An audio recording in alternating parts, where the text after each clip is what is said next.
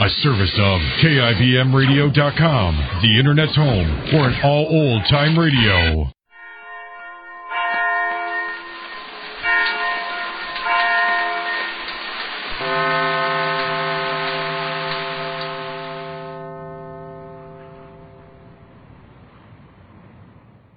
Get this and get it straight. Crime is a sucker's road, and those who travel it wind up in the gut of the prison of the grave. It could have been perfect. Snowbound in a mountain lodge with a girl who was falling in love. But also present were a widow sick with rage, a bitter old woman, and a jealous man. All with reason to hate me more than anyone else in the world. It happened like this. From the pen of Raymond Chandler, outstanding author of crime fiction, comes his most famous character in The Adventures of Philip Marlowe.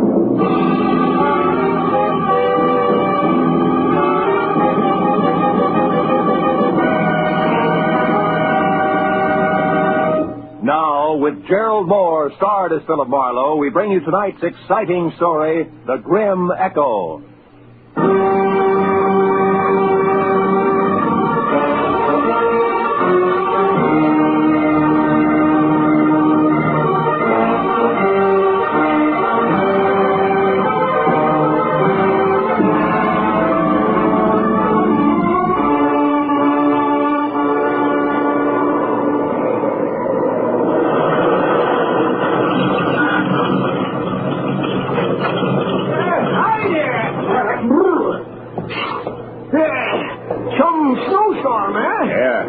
Pretty thick. Yeah.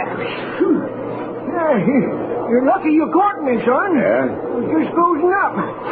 Yeah. What do you have? Yeah, better fill it with a regular, huh? Okay.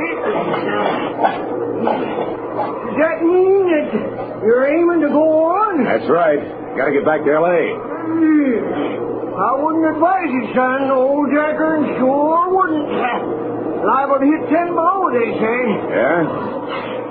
Where you been, skiing? Yeah, a week of it up at Angel's Roost. How's the road ahead? Well, you got 40 miles or nothing but mountains to the next town, you know. You're bound to get drifted over any time. Hey, why don't you blow that thing?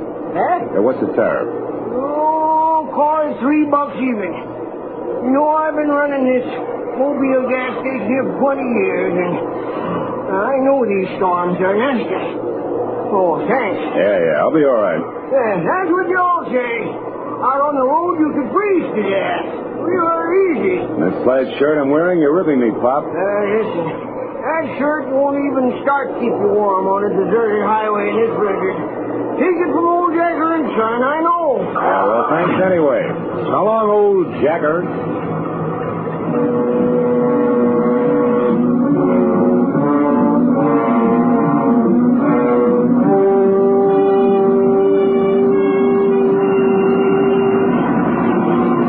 Solid nerve-wracking hour to make 12 miles. I began to realize just how right old Jack Ernst, the gas station boy, had been when the road ahead was lost completely in a constant racing blur of white. Transformed every rise into a treacherous barrier I had to batter my way through. The chains on all four wheels chewing at the drifts, I managed to keep on the road somehow and plow out another 5 miles. And then I caught a glimpse of the first lighted window I'd seen in all that distance just as I started down the backside of a short, steep hill. Then it happened. First, a helpless feeling of a skid. Before I could do anything about it, I was off the road in the ditch nose first and hood deep in a culvert drifted full of snow. I forced the door open and floundered back up to the road. I knew there was no chance of getting the car out without help, and lots of it. And the 10 below zero that the Weather Bureau had bragged about was setting in. I looked back through the slashing snow for the lighted window I'd spotted and saw a lantern swinging crazily in the hands of somebody coming toward me. A minute later, I could see it was a girl. Hello? Hello, are you hurt? No, I'm okay. What? My car's stuck. I skidded off the road. I know. I'm watching. Fine. So after getting it up, maybe tomorrow for visit that stuff we can get you out. Meantime, you better come on up to the lodge, mister. Lodge? Uh-huh. You mean I slid off the road right in front of a tourist lodge? Oh, boy, how can I be that lucky? Well, maybe it's fate. We're not open for business in the winter, but on a night like I this... know what you mean, believe me. I really appreciate it. It gets tough staying out here. Oh, by the way, my name's Marlowe, Philip Marlowe. I want to pay you for... Did you say Philip Marlowe? Yeah, something wrong with What's your business, Mr. Marlowe? Oh, well, I'm a private detective from L.A. I've been skiing. I don't care where you've been or where you're going. You'll get no help from me, Mr. Philip Marlowe, you understand? I'd rather get shot into a dirty dog. I hope you freeze, do you hear? I hope you freeze to death. She's a thin girl with black hollow eyes, full of hate for me. She didn't stop or look back all the way to the door, just ran in and slammed it shut. Couldn't understand it. Even on my worst day, my reputation never was that bad. I didn't wait around to worry about it because I was cold. Besides, I wanted to know why the good name Philip Marlowe was such poison. I waded up to the heavy rustic door and looked in through a tiny window. All I could see was one corner of what had to be a big room. It was slog, leather, and Navajo rugs, dominated by an enormous fireplace that filled every nook with a warm, dancing glow. Poison or no, I wanted in.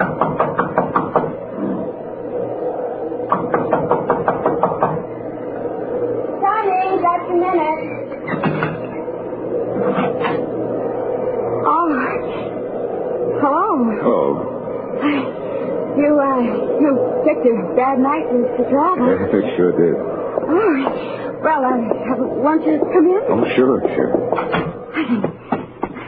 I'm Donna. How are you? This is Echo Lodge.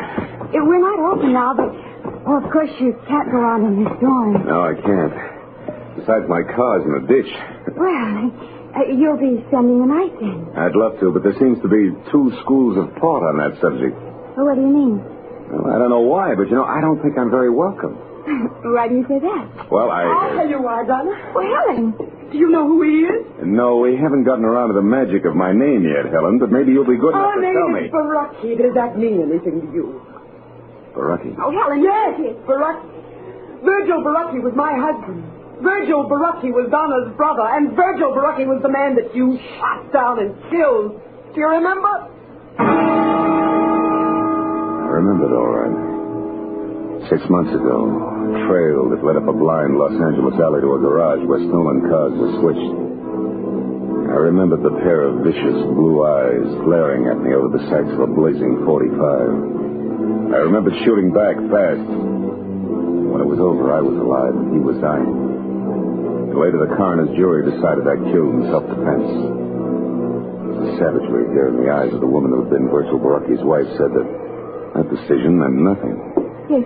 Is this true? Are you the one who... Yeah, it's true. I shot a man named Virgil Bielanski. I had to or be killed by him. There was no choice. You liar. You killed him in cold blood. Now get out of here. You've done enough. Oh, Mama, Bielanski, listen, Mama. This is the man who killed Virgil. I know. I've been listening and I heard everything.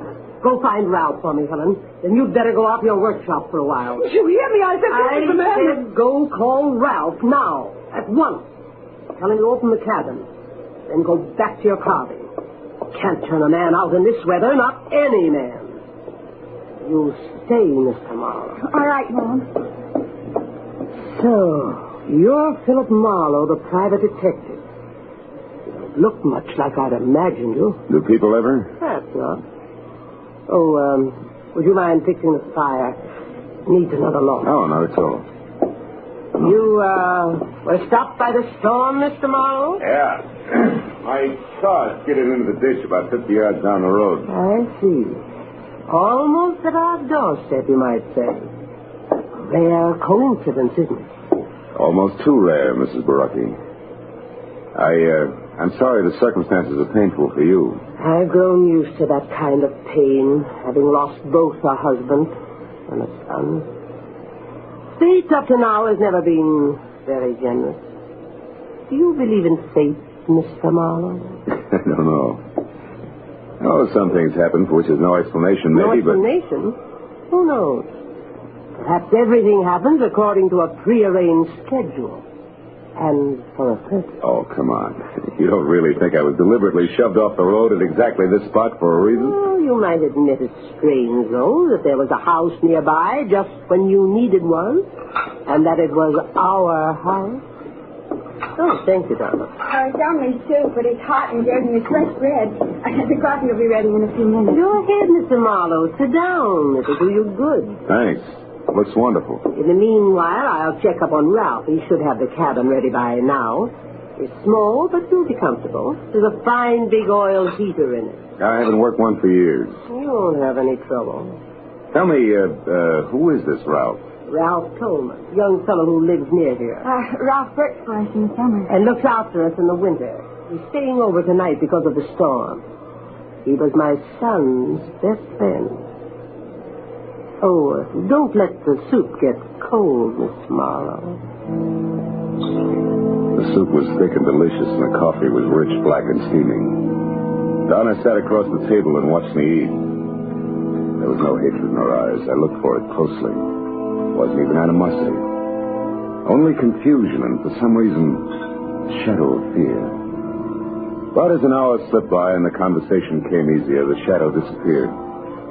Her eyes even began to smile a little.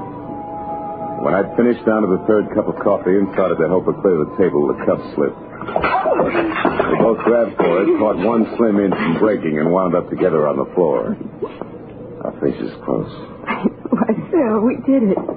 What a team. The table waiters are jugglers. Oh, we could double us both and make a fortune. Oh, Ralph. Yeah, Ralph. What's going on? We have almost dropped a cup. Uh-huh. That sure would have been too bad, wouldn't it, Donna? You only got about 50 like that one. I don't know why it's so important to you, but for what it's worth, I was the one who dropped it. Not important to me. I guess other things aren't so important to Donna either. Think you can get it out to the kitchen now without any more help, Donna? Ralph, it's high time that you... Mrs. Baracki asked me to tell you the cabin's ready, Marlowe. Thanks. No thanks necessary, mister. It's just part of my job. Guess everybody's job has its lousy side, huh? Even a private detective. Some of them get trigger happy, I heard. I'll see you, Donna. You better get out there right away, Marlowe. Donna's got 4 whole dishes to carry out. And at the rate she's been going, she's going to get started or she'll never make it. Keep your fat trap shut, Buster. You're causing a draft. Solomon walked behind me as far as the door and pointed through the snow to a tiny square of light sitting apart from the rest of the buildings that made up Echo Lodge. As soon as I was outside, he slammed the door against my back and bolted it. I stood on the porch and thought about the setup for a minute while I lit a cigarette. Then I stepped out into the snow and headed for the cabin. Halfway there, I could see it clearly. It looked snug and warm. And under the circumstances, I knew it was better for everybody that I was sleeping outside the main lodge. But then I saw a sudden flash and felt the impact before anything else. Right in front of me, the cabin lurched. One entire wall burst out and the roof collapsed. A second later, as I ran toward what was left of it, I could hear the others coming. Are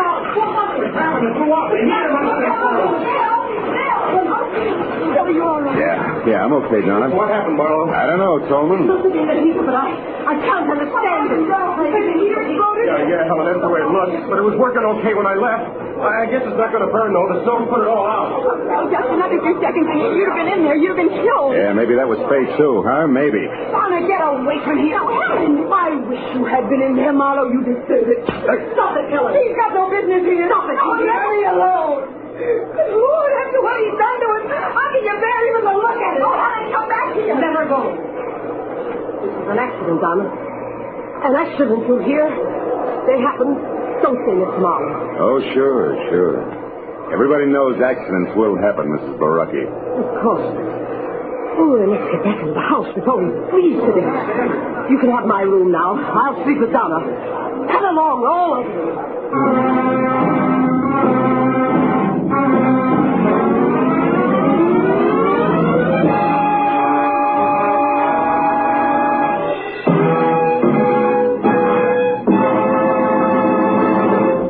In just a moment, the second act of Philip Marlowe. But first, Groucho Marx, his famous ad-libs, and his teams of opposites will be back betting their lives on most of these same CBS stations tomorrow night. You've missed half your life if you haven't bet your life with Groucho Marx on Wednesday nights this season. Hear him on this top quiz show tomorrow night on CBS. Now, with our star, Gerald Moore, we return to the second act of Philip Marlowe and tonight's story, The Grim Echo.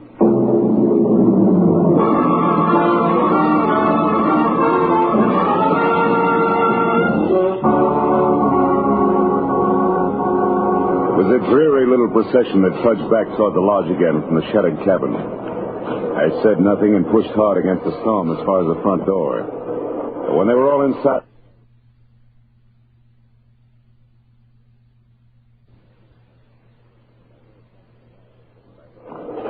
As I hurried back to the lodge, I suddenly felt the kind of inside cold you can't ever blame on the weather around you. But a moment later, that same cold began to thaw. Because huddled at the edge of the lodge steps ahead was Donna. Phil, where have you been? What have you been doing? Everything's going to be all right. Oh, Phil, please. Why did you go down to your car? Well, I'll tell you, but you're going to be sorry. Sorry? She got so upset over nothing. I went to get some cigarettes out of the glove compartment. It was fresh out. That was your only reason? Cigarettes? Sure. Now, come on, huh? You got to worry, let's do it where we can both be warm. Come on over to the fire. I'm a city boy, you know. This cold isn't doing me any... Hey, Donna. Those tears in your eyes. They're from the wind. It always makes me cry. Oh, Phil. Why do things have to be this way? An hour ago when you were eating, everything was so nice, so friendly. And then suddenly Ralph angry, the explosion, Helen screaming and clawing at your mama. Yeah, I know what you mean. But look, baby. Listen to me hard, huh? Yes? You see, the things you just spoke of, Ralph, the explosion, Helen, all of it, all the trouble, it belongs to the night, like the blizzard out there. Oh, it's raging now, sure, but tomorrow, or maybe a little after tomorrow, it'll stop. Everything will look bright and clean to you. Honest, honey, that's the way it'll be. All the way around. Believe me? Oh, Phil, I want to, but... But what?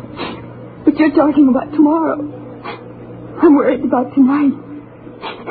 I'm afraid, Phil. Awfully afraid.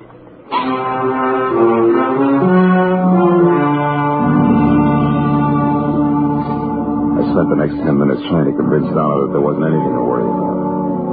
And then when she'd gone to her room, I went to mine and started all over again, trying to convince myself. The out-of-season fireworks at the cabin and a gun stolen from my car made that a very tough proposition. Then I checked the room, which was on the ground floor and close to the kitchen.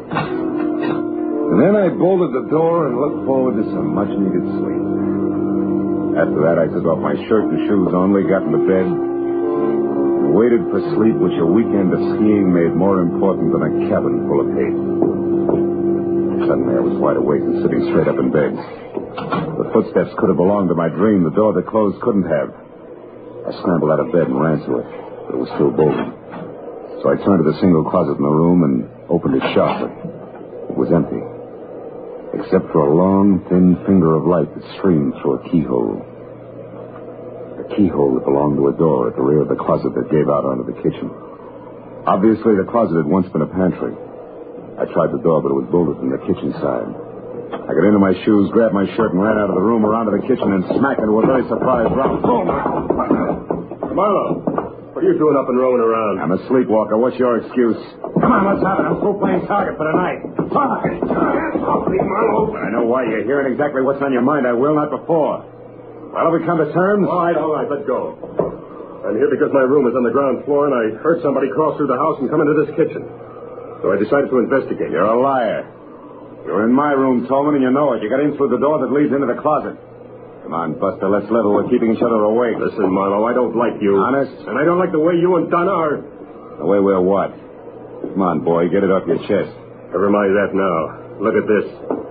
Wood shaving, so what? Yeah, found it near the door to the closet in your room. Might also be the answer to who your visitor was. She left her calling card. What do you mean, calling card? Helen. She's always covered with these shavings. She makes things out of rough pine. Where is this workshop of hers, Tolman? Out in the back. Just beyond the barn. What are you going to do, Marlowe? Not that it's any of your business, but I'm going to see the lady, and I'll see you.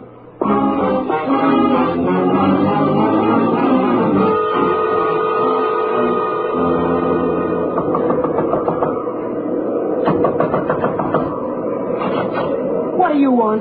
Conversation, Helen, if you don't mind. No, wait a minute, you were playing. Close that door. I will not. And I will. Now get over there and sit down. We got a few things to clear up. Like what? The way you murdered my husband, perhaps? Cut it out. Stop it, Helen, or I'll push your arm off. Just as soon as you decide to behave. Those nails of yours draw blood, baby. Playing any good? Yes. All right. Now sit down over there, away from those sharp chisels you work with, and keep your hands in your lap. Go on, that chair there. Very well, Mr. Marlowe. Anything to accommodate the man who murdered my husband. Which brings us right to the point. You deny it. You deny that you shot him down. I fired in self-defense. Speaking lie. You did it to feather your own nest to be a hero to the police and the newspapers. You're wrong, Helen. I killed your husband because I had to. He was on the wrong side. Oh, don't make me laugh. You call trying to get money for his family, for me? You call acting on the wrong side? So much that he should have been killed, shot down by the likes of you? Oh, Mr. Marlowe, you have no idea how through these past 6 lonely months I've thought of you. I've wondered what you looked like, what the man who killed Virgil was doing, how you'd like to meet the same death you brought to my husband under the brave banner of law and order. Now, wait a minute. And don't think I didn't plan your death 1,000 times over. Don't think I didn't approach Mama Bielanski, Ralph, even sweet little Donna with a delicious thought of revenge. No. No, they talk like you talk, Mr. Marlowe. Virgil was doing the wrong thing. He was caught. It wasn't right or wrong. It was him or me. Oh, you shut up and listen. Sure, Virgil was stealing, all right. Was stealing from me, his wife. That's why he left here. That's why he tried so hard. That's why you had no reason to kill him. And that's why you should die, too. Oh, that's also why we had an accidental explosion at the cabin I was supposed to sleep in, huh? I was clumsy. I was hasty. I won't be the next time. You're completely out of your mind, Helen. Out of my mind? Of course I am. Did you think this existence, this living without the man I love, could leave me otherwise? Did you think making these stupid souvenirs crazy? Killing me isn't going to bring him back. You get out of here. Go on. Get out. And if you can, Mr. Marlowe, go back to bed. While you wait for a chance to get me with my own gun, the gun you stole from my car? I'm not going to shoot you, Mr. Marlowe. That would only further disgrace the Bielanski name, no. No, I'm not going to shoot you. But I am going to get you.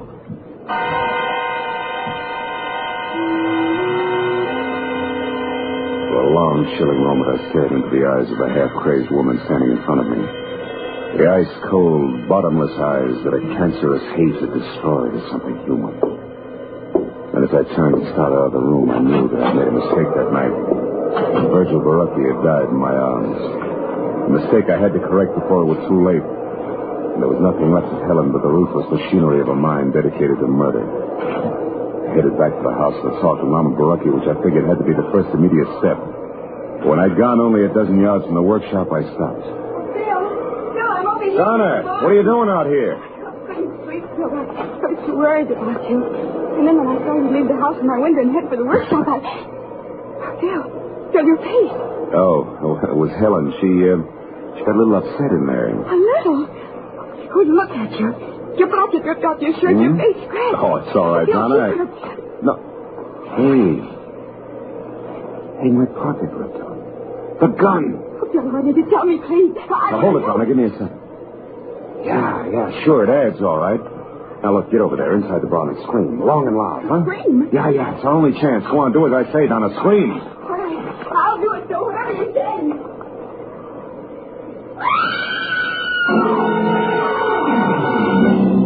The second Donna cut loose, I stepped out of sight behind a tree that was opposite the barn, and I kept my eyes glued to the door of the workshop I just left. I waited for the shattering report of the gun I was afraid I'd hear. But then the door flew open, and Helen was running out toward the barn, and Donna screamed. My .38 clenched in a handkerchief in her right hand. A look of stark bewilderment stamped over her face. Donna, answer me. What's wrong? Donna, what are you doing there by the barn? I don't know. What do you mean you don't know? Leave it to me, Helen. Let's have that gun back without further discussion. Yes. There. Now get back against that wall and don't move an inch. No.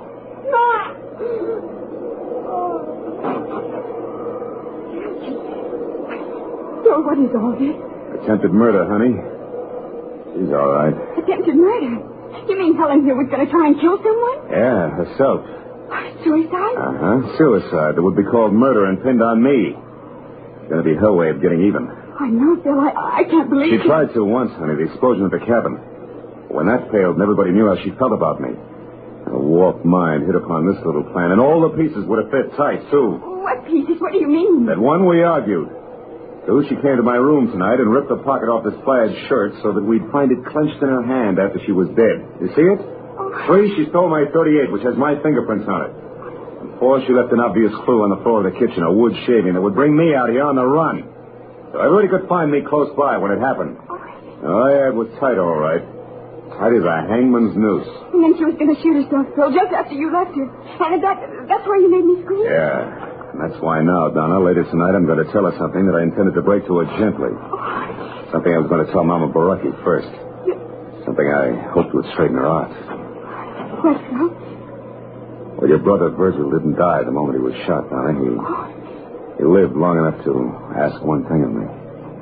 What are you trying to say, Phil? But I never let Helen or you people here know about the woman he was in love with in L.A. The woman through whom I tracked him down. Oh, Phil. Yeah. Well, I guess it wouldn't be good for her. If I was around too much? No, honey, not for a while, anyway. Wouldn't be good for any of us, huh? Come on, Donna, let's get her out of the house. Yes. Yes, Phil.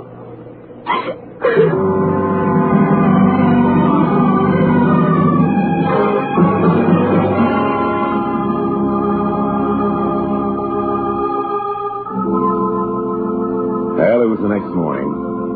I went into the kitchen for some coffee and found myself all alone. Donna wasn't any place in sight.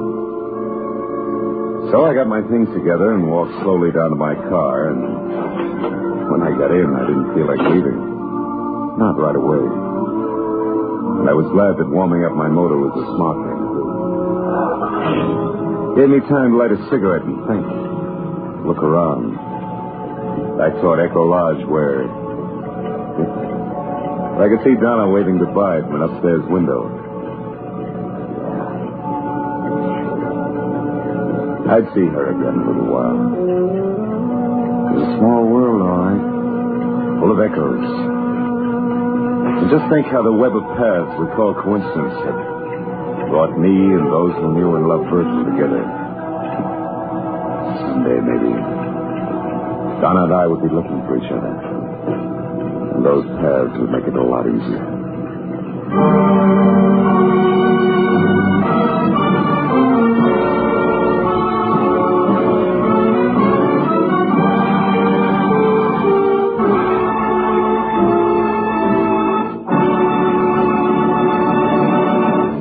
The Adventures of Philip Marlowe, bringing you Raymond Chandler's most famous character, star Gerald Moore, are produced and directed by Norman MacDonald and are written for radio by Robert Mitchell and Gene Levitt. Featured in the cast were Sammy Hill, Betty Lou Gerson, Verna Felton, Frank Gerstle, and Junius Matthews. The special music is composed and conducted by Richard Arant. Be sure and be with us again next week when Philip Marlowe says... This time a peddler of pulp paper love, a blackmailer with muscles, a south of the border chiseler, a simpering prude, and a corpse in a bedroom, all had one thing in common. Each was a woman.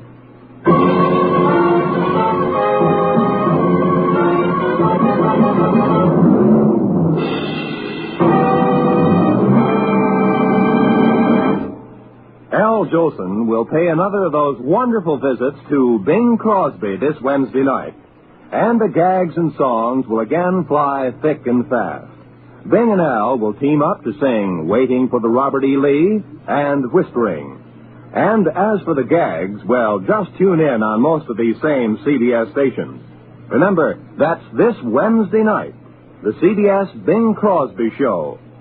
This is Roy Rowan speaking.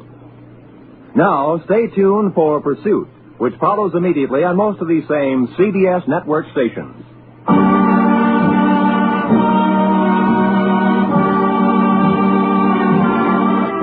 This is CBS, where you bet your life with Groucho Marx every Wednesday, the Columbia Broadcasting System.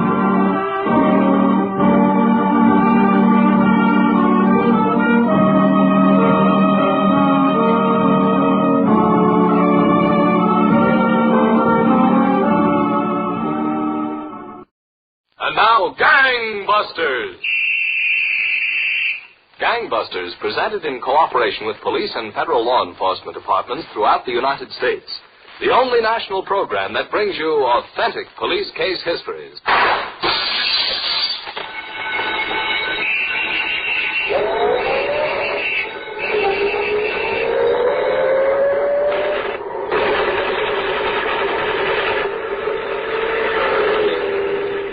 Valentine, former commissioner of the largest police force in the world, takes over for Gangbusters to interview by proxy Sheriff T.L. Head of Tunica County, Mississippi. Commissioner Valentine. Commissioner Head, the notorious criminal, Bielanski, has been front-page news within the past 3 weeks, and we're all very anxious to hear the inside facts. Well, Commissioner Valentine, in the spring of 1940, Stanley Bielanski and his partner, James K. Tillotson, were two of the trickiest gunmen at large. Using the names of Robert Hack and James Stewart, they stopped at a fashionable inn at Laconia, New Hampshire, and posed as sons of very wealthy families. How about it? Another demi-tasse, Bielanski? Will you cut out that Bielanski stuff? Registered here as Hack and Stewart. Somebody will hear you. Okay. Oh, but what a hotel. A dining terrace overlooking a mountain lake. Yes, sir. Home was never like this back at the penitentiary. Oh, stop the gagging. Okay. Yeah. There's something in the newspaper that might interest you. I see. Wells Beach, Maine. Local store robbed by 2 masked gunmen. Now, I wonder who they could be. You'd think those guys would learn that crime don't pay. Yeah. Wouldn't you, then? Oh, come on. Come on, let's go. Oh, we ain't had no dessert yet. I said, come on.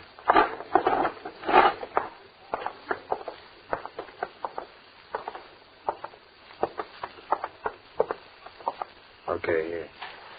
Lean against the rail like this, kind of casual line. What for? Did you see those 2 girls just finishing dinner across the pavilion? I'll say, a couple of dolls. Well, one of them is Martha Sanford, an old New England family. Yeah? Yeah. How do you know? I checked on her this afternoon. She and her girlfriend are going to be our first bit of camouflage. Oh, boy. Imagine being camouflaged with them. Camouflage me all over, brother. Now, shut up. Just tag along with whatever I say. I think it's just horrid your mother and Dad want to drag you off to Bar Harbor. Yes, I wish I could stay on here with you, Martha. Anyway, it won't be for another 2 weeks. I beg your pardon, but aren't you Martha Sanford? Well, I guess. Oh, I guess you don't remember me. So many fellas were giving you the rush at Dartmouth last winter. Oh, were you at Dartmouth that week? Yeah. I guess I didn't make much of an impression, though. My name is Hack, Bobby Hack. Bobby Hack. Were you in the ski jumping contest? No, I was just a spectator, but, well, Jimmy here, he tried to break his neck in the ski jump. Me? Oh, I'm sorry, Miss Sanford. This is Jimmy Stewart. How do you do? And this is Julie Harris. How do you do? Hello, Miss Harris. Well, you girls seem to be going somewhere. It was nice meeting you again, though, and perhaps we'll see you now that we're all here at the resort together. I don't see why not. Well, that'll be fine. Well, goodbye, Miss Sanford. It's been a pleasure, Miss Harris. Yeah, me too. Goodbye. Well, goodbye. Look, for Pete's sake, will you cut out that Me Too stuff? Well, Bielanski, what did you let him get away for? We could have dated him easy. There's no rush. No rush at all. We won't pull another job until next week. Then we'll use him proper. Attention, squad room. Report from Cambridge, Massachusetts on warehouse robbery. 2 gunmen believed heading this direction in black Buick, Massachusetts license, heavily armed and dangerous. All police be on alert for this car.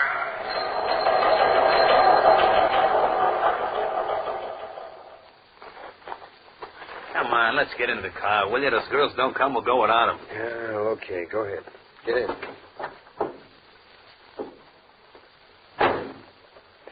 Society dames never are on time anyhow, Tillotson. Should I go into the hotel and tell them to shake a leg? Look, you don't tell society dames like them to shake a leg. Oh, you don't, huh? Okay.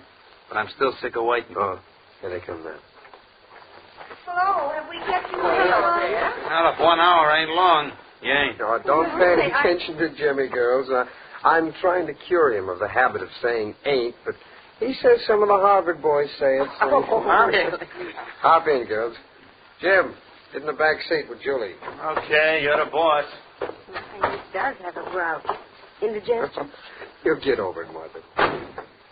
Well, girls, where'll it be? It really doesn't matter. Hey, pal, look what's coming. Scram. Cop. What did you say? Get going, will you? That Flatfoot's coming over to the car. What's the matter with you boys? Oh, pardon me. Is this your car, young man? Why, yes, officer. Black Buick, eh? What's wrong with that, officer? It may be nothing, miss. Only we're looking for a car of this type in connection with a holdup over in Massachusetts. Why, the very idea. Are you accusing us? I'm not accusing anybody. Just checking. Oh, never mind, Julie. The officer has to do his duty. New Hampshire plates. The bandit car had a Massachusetts license. Well, there's your answer, officer. Okay, pal, let's go. Just a moment. You're probably okay, but let's see your driver's license and car registration. Oh, I certainly, officer. Oh, I'm sorry, I don't seem to have them with me. Now, see here, this is ridiculous. I'm Martha Sanford, officer, and if you want proof of who I am... I'm not worried about you, young woman. But your escorts here will have to identify themselves. I'll stand on the running board. You better drive to the police station. Oh, you don't, copper. Step on it, pal. Bobby, what are you doing? Sit low in your seats. Fire! Bobby, stop this car. Shut up. That cop's running back to his car. He's coming after us. Oh, please, Bob. We'll all be killed. Shut up, I'll crown you. You must be banned. Look out, pal. You'll hit that tree. No!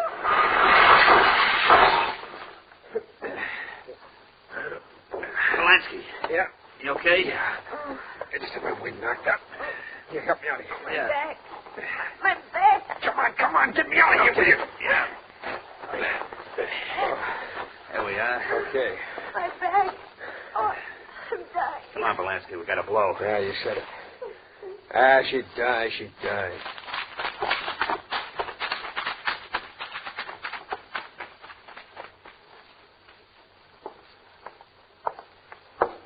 I'm Barton of the FBI, Lieutenant Webern.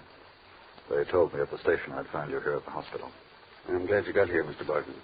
Any idea yet who the gunmen were? Yes. Fingerprints on the wrecked Buick indicate the driver was Stanley Bielanski. Bielanski, huh? And the whole country's looking for him. How are the girls? Well, Miss Harris will recover. But the doctors say Miss Sanford is dying.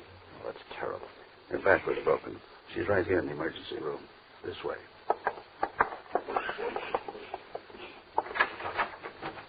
Don't leave, nurse.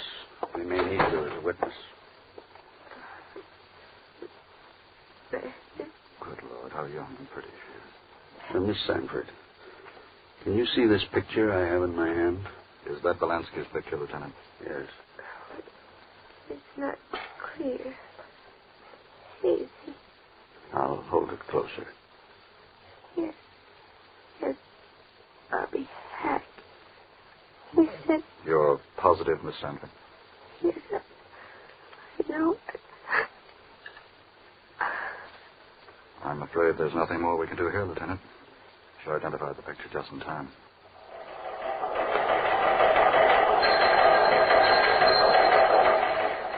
Warning. Gunmen believed to be Bielanski and Tillotson have just pulled new holdup. Watch greater Boston area. Bielanski headed that way, armed and dangerous. Attention. North Walpole Sporting Goods Store robbed of 40 rifles, 30 revolvers, large quantities of ammunition. Special notice. New kidnapping and robbery. We need work of Bielanski and Tillotson.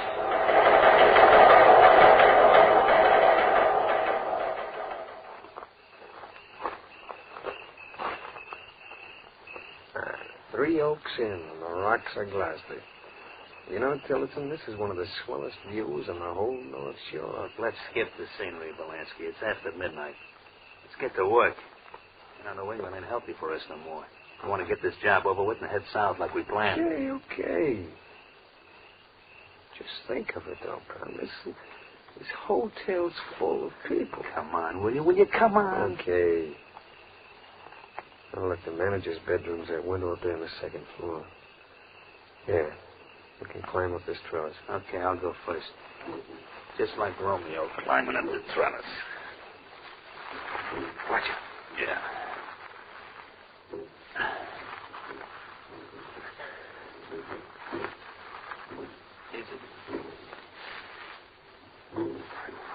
Get up.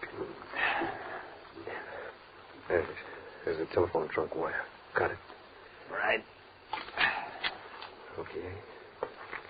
All right. Go on in through that open window. Okay.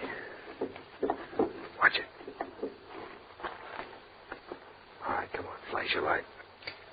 Hey, this ain't no manager's bedroom. It's a woman's. Yeah.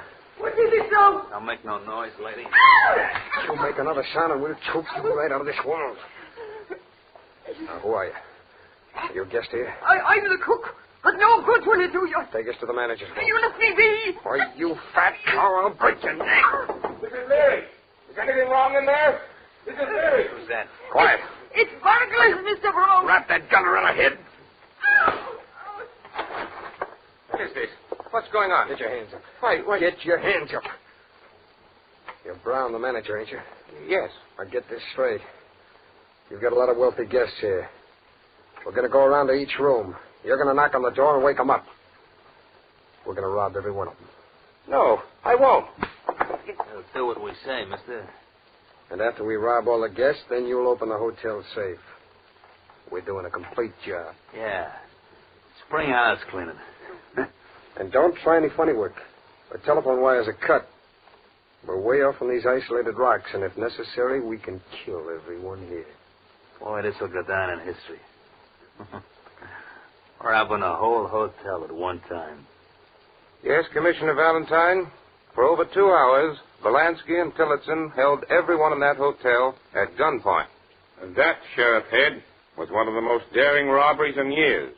Now, Sheriff Head, Bielanski and his partner, Tillotson, after robbing an entire hotel, headed south. Yes, Commissioner Valentine.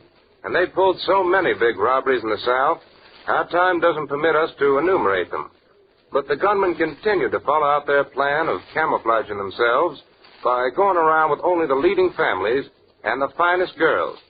In fact, one such young lady went driving with them just outside of Biloxi, Mississippi.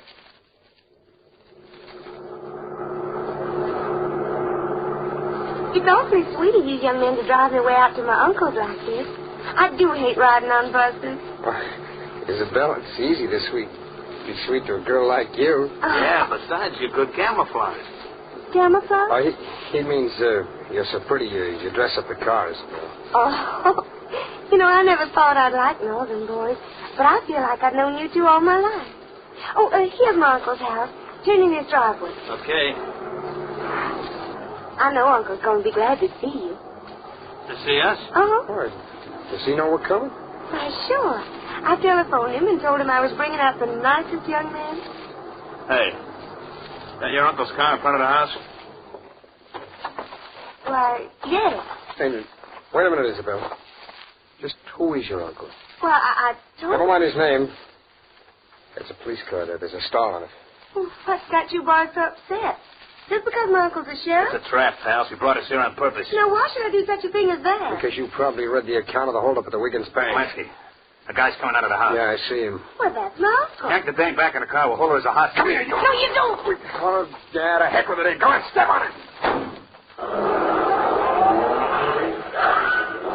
Hey, that guy's shooting at us. Keep low. If I could only get my hands on that dame now, I'd kill her. What a rotten trick she pulled on us.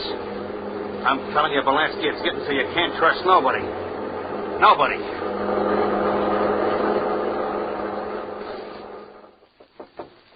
Come in.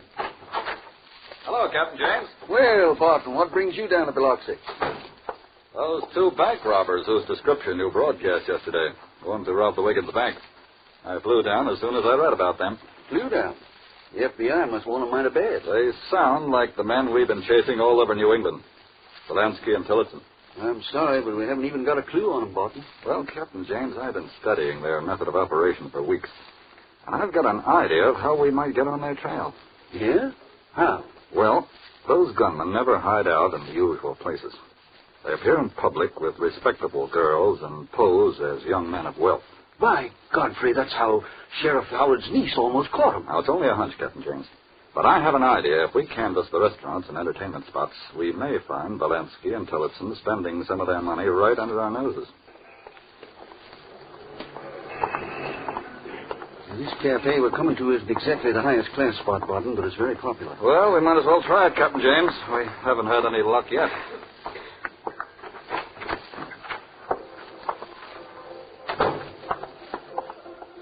We can give the place the once-over from the vestibule here. Quite a crowd. Yeah. No sign of... Hey, James. Yeah? That table in the far corner, near the exit sign. Is that Bielanski? Yeah. The girl at the table with him and that other chap. That's Tillotson. What a break. There's so many people in there, they're jammed in like sardines. How are we going to get to that table without being spotted? Both Tillotson and Bielanski are bound to have guns.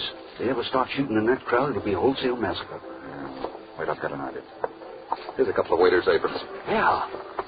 Say, that might do the trick. I have this string back away. Right. You think we ought to carry a tray or something? No, we'll need our hands for action.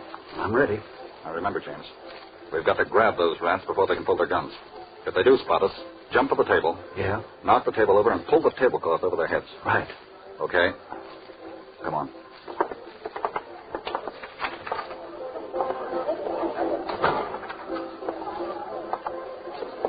Not too fast, James.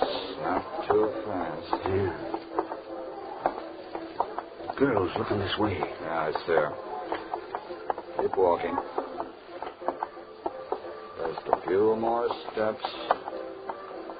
He sees us. Come on, dive for him fast. Right. They got him. Drop that glass. Keep your body. Put the cuffs on him, Chance. Okay, you be at it, but they're not sure.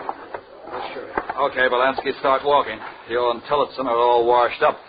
Well, Commissioner Valentine, Bielanski and Tillotson were sentenced to life in prison in the Mississippi Penitentiary for robbing the Wiggins Bank.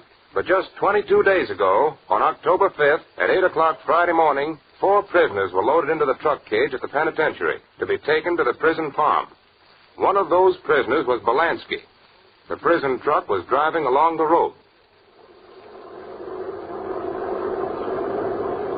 Now, listen, you guys. Yeah.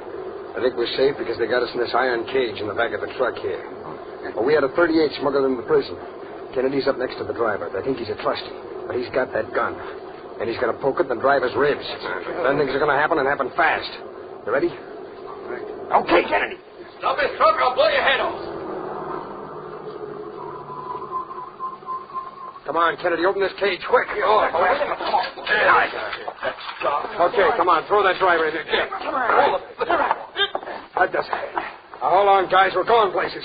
Come on, Kennedy, get this straight roll. Hurry up.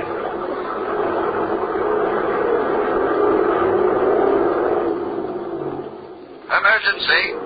To all state police and sheriffs, Stanley Bielanski and 4 other convicts escaping in prison truck along Highway 7.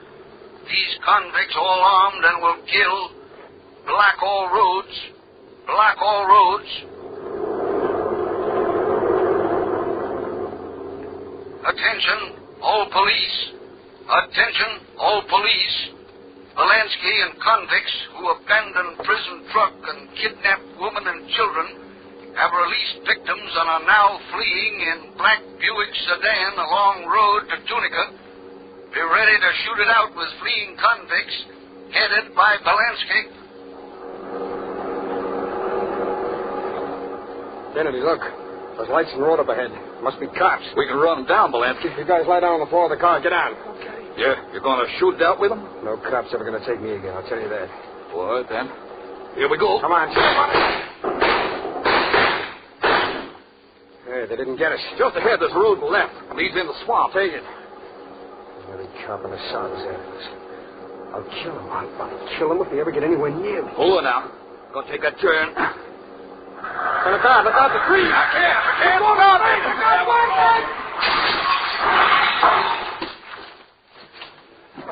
Here. Get out of the car, man. The cops are already come down the road. All right.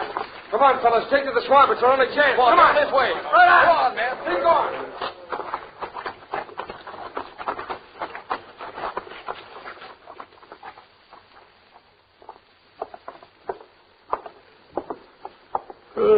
Sure don't know how you ever found this deserted house, Bielanski.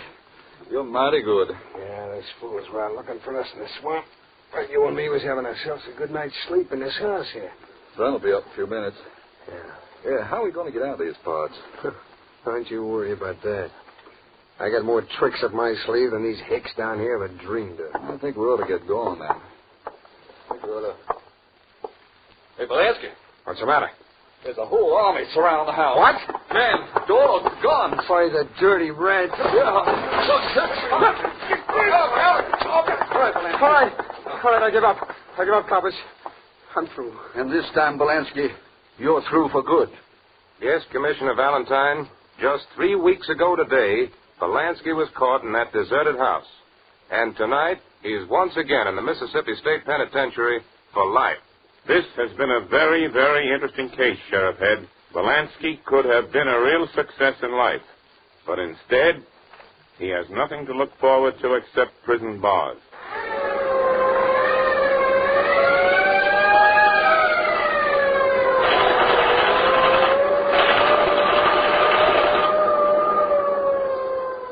From across the Atlantic, from across the Pacific, our fathers, sons, and brothers are returning to a new America. A crime wave has followed every war, and we must not allow lawbreakers to tear down here at home the very ideals that our men have fought to preserve.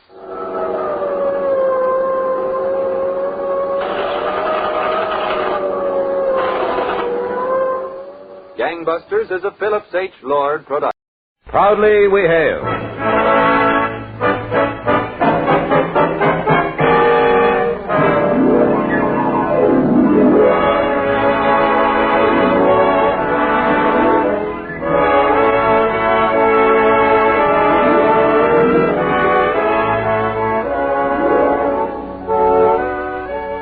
From New York City, where the American stage begins, here is another program with a cast of outstanding players. Public service time has been made available by this station for your Army and your Air Force to bring you this story, as proudly we hail the United States Air Force.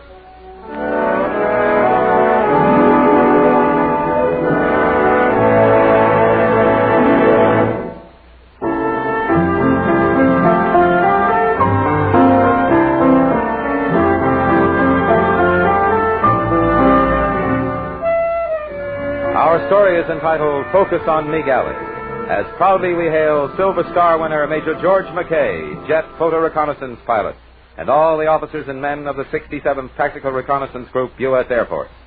Our first act curtain will rise in just a moment, but first, young men, you can be flying the fastest, most modern jets within 18 months as an Air Force aviation cadet. Jets are easy to fly, safe, too, when you learn the aviation cadet way. The Air Force spares no pains to give its future pilots the finest, most thorough aviation training in the world. It's not easy work, not by any means.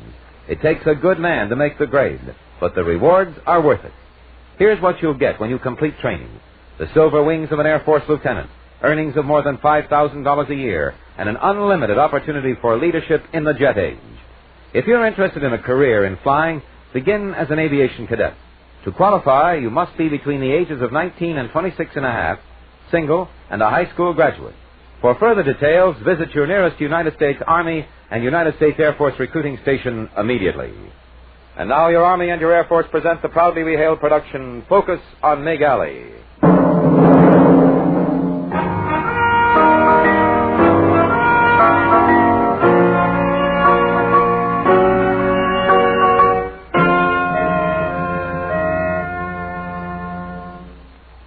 It is the mission of tactical reconnaissance to obtain by visual, photographic, and electronic means from the air, by day and night, all information that is of value to the air-ground team for the planning, accomplishing, and assessing of tactical operations against the enemy. That's what the book says. That means if you're a reconnaissance pilot like Major George McKay, you fly day and night, good weather and foul, to keep tabs on the enemy. How important is this? Well, you and the other boys in the 67th Tactical Reconnaissance Group supplied 90% of the intelligence information going to UN forces in Korea. Here's an example. It all started in Seoul, a Joint Operations Center, the nerve center of 5th Air Force, 8th Army Air Ground Operations. It was 1100 when the JOC Combat Operations Officer, Colonel Blood, got a phone call from the intelligence officer of the 4th Fighter Interceptor Group.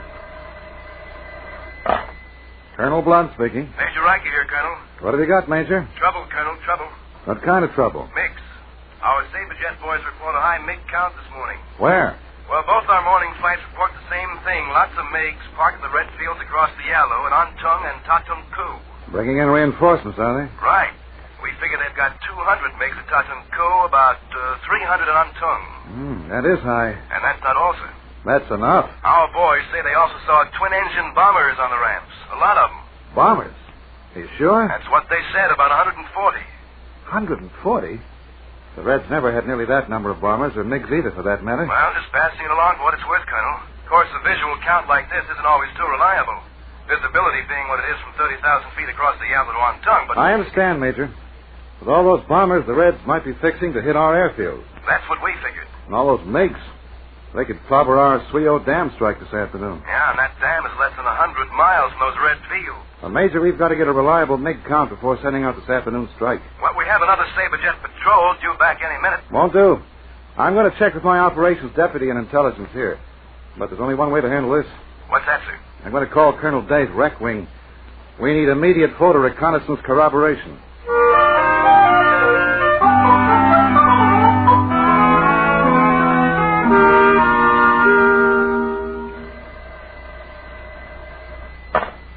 Colonel Day speaking. Colonel Blunt here, Jim. Hey, what can we do for you? We need an immediate photo reconnaissance. Roger. Where? Now, this is a tough one, Jim. Antung and Tatung Ku. What's the scoop? Sabre boys report a high MiG count in those fields this morning. Also, 140 twin-engine bombers. Sounds like they had a busy morning. It's this afternoon I'm interested in, if you follow me. Understand, Colonel. I'll notify Colonel Smith's rec group right away to get one of his best men off the ground. Call Baker over at the 4th Fighter Interceptor Group. He's been alerted to furnish your man with an escort. Right. We'll call you as soon as we get a picture. Probably inside of 2 hours. Good deal. I'll be standing by to hear.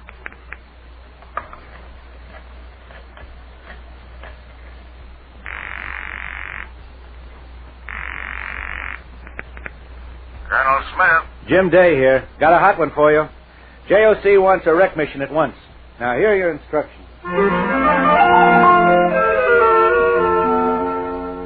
Sergeant, find Major McKay and bring him here right away. And have Airman Gilbert get 4th Fighter Interceptor on the phone.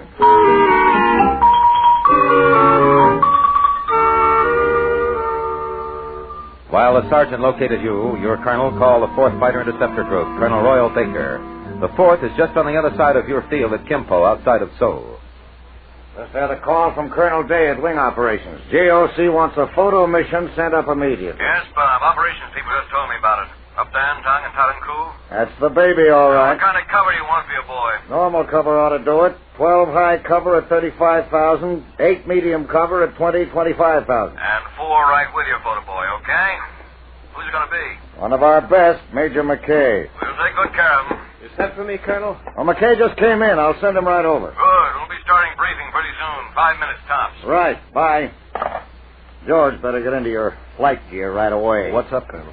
You're going to take some pictures of Antung and Tatung Ku. You take off in 15 minutes.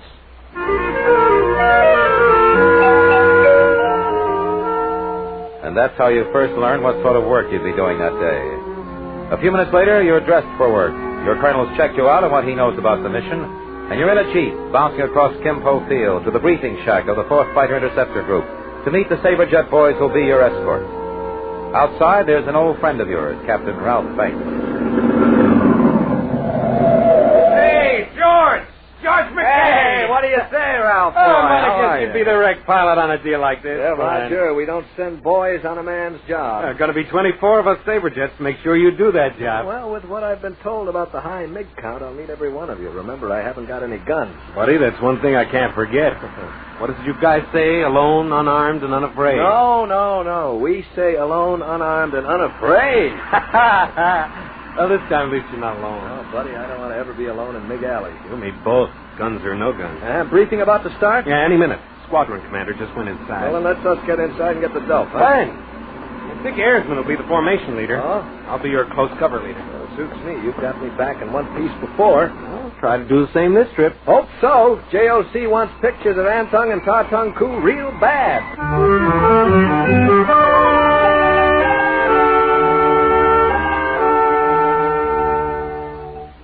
Briefing is a matter of giving you and your escort all the information on hand which will enable you all to perform your mission and return safely. You sit in the crowded room, jotting some dope down on your mission card, filing other facts in the back of your mind. First, the group operations officer gives you all your start engine time, 11:35, takeoff time, 11:45, in and out routes to target, flight altitude. Then, the intelligence officer. All right, gentlemen. Let me have your attention, please. This is not a routine photo rec mission. It's high priority. Ordered about a half an hour ago by Joint Operations Center for photo corroboration of an unusually high Megan bomber count that we reported on Antung and Tatung Koo fields earlier this morning. JOC must have pictures of those fields as soon as possible. Now, you 24 Sabre jets are escorting McKay to see that he gets his pictures and brings them back. Because if the MiG count is as high as we think, the Sweho Dam fighter-bomber strike will have to be called off this afternoon. And if those bombers are on those fields, we can expect our UN fields to be hit. So fewer Sabres will be available to escort the fighter-bombers on whatever strike is mounted, because the 86s will be needed for interception here at base. 5th Air Force can't make a decision until they have McKay's pictures. Now, since McKay's in an RF-80, the rest of you are in 86s, he'll be spotted by the MiGs right away and they'll go after him. You're to stop them.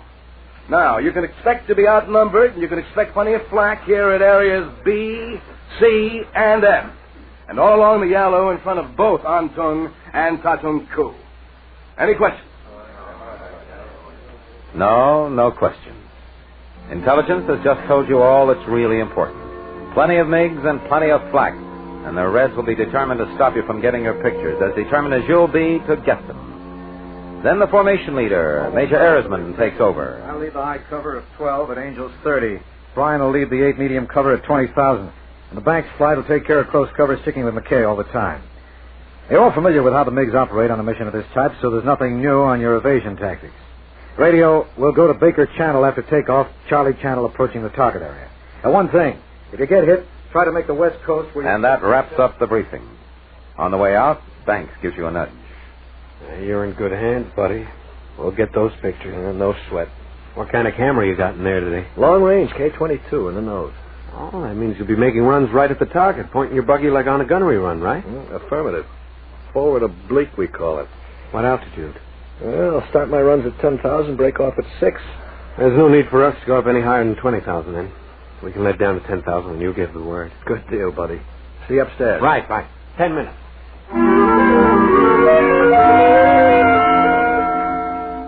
So now it's all set up. You go back to your side of the field, climb into your RF-80, a shooting star stripped of its guns and armed with only camera and film. Take off, and soon you've joined up on Banks and his boys, heading north with them hovering protectively about you. As you cross the bomb line, you can hear the formation leader, Erisman, reporting in the entire formation to Tactical Air Direction Center. Fireball, this is Early Bird Leader, over. Fireball here. Early Bird Leader, go ahead. Fireball, this is Early Bird Leader, inbound, 6712, over. Roger, Early Bird's out. That means the formation leader heads an escort for the 67th TAC Rec Group, and it's the 67th 12th sortie of the day. You look up through your canopy and see 12 high-power, swept-wing Sabre jets glinting silvery high above at 30,000. Below them, 8 medium cover boys, and near you are your close cover. They're all there to run interference for you, and suddenly you feel protected and important, like a star half-stack. But it only lasts a minute. You're in MiG Alley now, and trouble is on its way. Ahead, just across the Yalu, you can see the red airfields, and trouble is on its way for sure. 5 minutes from the target, the trouble crackles in your headset. Tally ho! Bandit! 3 o'clock, high! How high, Early Bird 2? Very high, Early Bird Leader, coming out of the sun. Roger, 2. Have them in sight. There's a real lot of them, must be 25. Settle down, 2. Wait till they make their move. That's what they're doing, starting their run. Turn it on, boys. Sticking with you. Turning. Now! And as you look up to see a swarm of MiGs smash through your top cover and blacken the sky with swirling silver dogfights, you hear Banks' wingman. Red Leader, we got bandits with us, 9 o'clock. Roger, Red 2, I see him. They got McKay spotted. They're on our tail. Break! Break, McKay,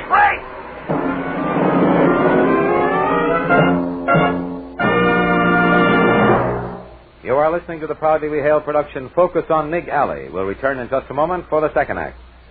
Here's an important announcement for high school graduates. If you can qualify as an aviation cadet, you can become a commissioned officer in the Air Force. You'll earn more than $5,000 a year. As an aviation cadet, you'll get the most thorough training in the world in the new field of jet aviation. You'll be flying jets yourself within 18 months, flying easily and safely. A skilled jet pilot with a new world of aviation before you. The training is rugged, the discipline rigid. But when you graduate with a commission, you'll have a career ahead of you that will take you far in both military and commercial aviation. If you're between the ages of 19 and 26 and a half, single, and a high school graduate, you can qualify for this training and for a wonderful jet future. Visit your nearest United States Army and United States Air Force recruiting station today.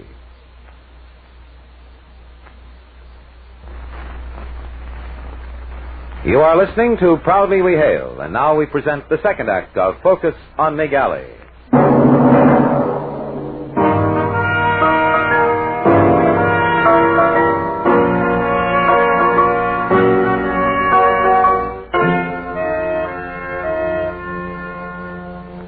You're in the middle of a score of dogfights in MiG Alley and no guns in your photo reconnaissance jet plane. In your earphones, you can hear the battles raging about you. Red 3, there's a guy on your tail. Watch him. Break. You need help, Red Leader? Those are your close cover boys. Suppose to stick right with you all the time if they can. But they've got too much to handle right now. McKay, break! Striking! Too late. There's one on you. And as you bank and yank your ship around, a red-hot stream of cannon shells curve over your canopy, and an ugly red-nosed high-tail MiG zooms under you. With no guns, that's all you can do. Evasive tactics, they call it. Let's settle down, boys. Got those bogies at 4 o'clock, Early Bird 3? He's got him, Early Bird Leader. How about Tail End Charlie down there? He's breaking to the right. I'm going after him. Sticking on your wing, Early Bird. Stay there and watch he doesn't stop his brakes. You nailed him. There goes his hot seat. Barely hit him and he hits his panic button. There goes his chute. That's one down. Let's go back upstairs where we belong. While the dogfights cover the sky, you reach the first photo target, Antung. It sits right across the river, with more jets than you ever saw before, parked on the big field. You're anxious to get in there quick, take your picture, move to your next target, and get on home. All those jets. You call Banks. Red 1, this is Red 5, over. Red 5, this is Red 1, go ahead. Letting down to 10,000 now to start my photo run. Roger. My wingman and I'll cover you. The other two boys are busy. Understand. Here we go. You let down carefully to 10,000 so that you'll be in the proper position when you start your run. Proper position means you finish your run so that you won't end up in Red Manchuria air.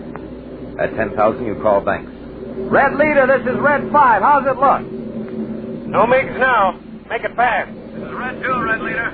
Bandits high at 9 o'clock.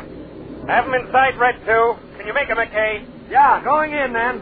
Dick, huh? No sweat. You push the stick forward, slanting sharply toward the Antung seal in your windshield. Scores of flying and photographic calculations flashing through your mind. Wing level. The plane must be a perfect camera platform. Wind drift, so you stay on course. Angle of approach, no skidding. You're in your run now. A forward oblique now, which means that the camera in the nose of the ship is shooting down and angled ahead. And you've hit the toggle switch that starts the camera. The green light on your instrument panel is blinking every 3 seconds, indicating the times your K-22 is actually photographing. It's like a bomb run. Once started, you can't deviate from your path. So you forget about MiGs and flak and keep the plane true on course, down from 10,000 to 9,000, 8,000, 7,000, concentrating on the target. On the runway, you can see 3 pairs of MiGs. One pair perched on the edge, lining up for takeoff. Another pair rushing down into the wind, and another soaring swiftly from the end of the runway, airborne, pointing skywards to join the attack on you. But now it's 6,000. You turn your switch off and scream up in a roaring chandelle to regain altitude and head for target number 2 down the river, Tillotson.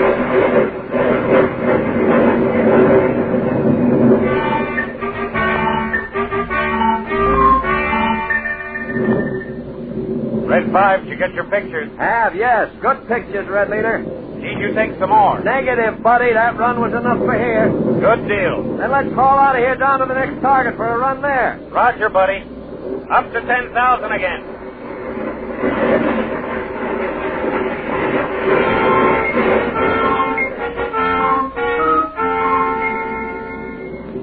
There she is buddy. Ta-tung coup. Yeah, looks like they got as many jets as Antung. Yeah. See any twin-engine bombers? Not yet, but they may show in the picture. You ready to start your run? I've got 10,000. Affirmative. Starting run now. Stick again, huh? We may not be so lucky this time. You can say again, Bandits, 12 o'clock high. Take 'em, Banks. Turning into 'em, Red 2. Too late, Red Leader. Oh, here they are.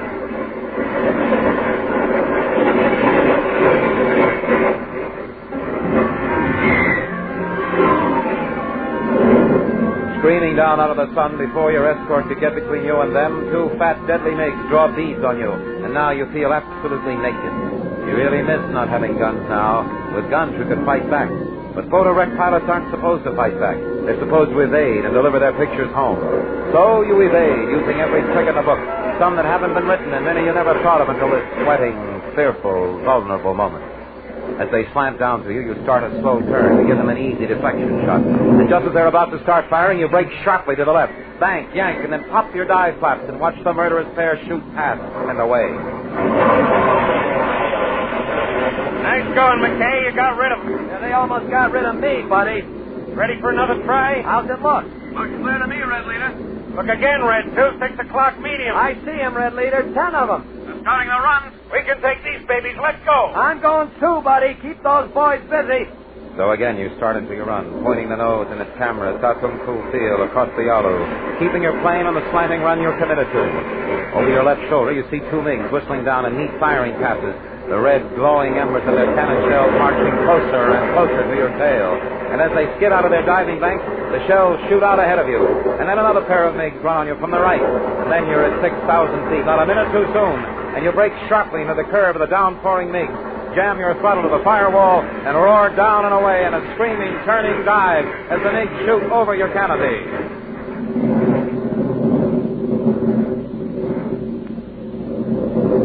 Then suddenly it's all over for you, and you're alone on the deck. Far overhead, the sky is marked with vapor trails and flak bursts and distant, battling silver flames. You've got your pictures. You want out. Red Leader, this is Red 5. Do you read me?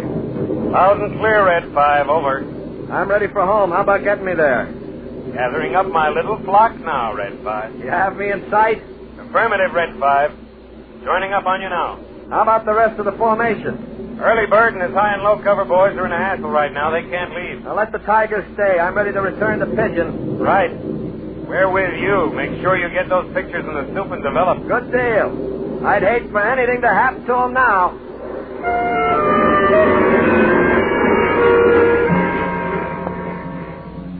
A minute later, your close cover is grouped about you. You need them, because your job is only half done now. The fighter bombers and fighter interceptors do their job at the target. But it's no good if you get to the target and then don't bring your pictures back home. It would be a waste, a tragic waste. So your escort stays with you faithfully until you're home.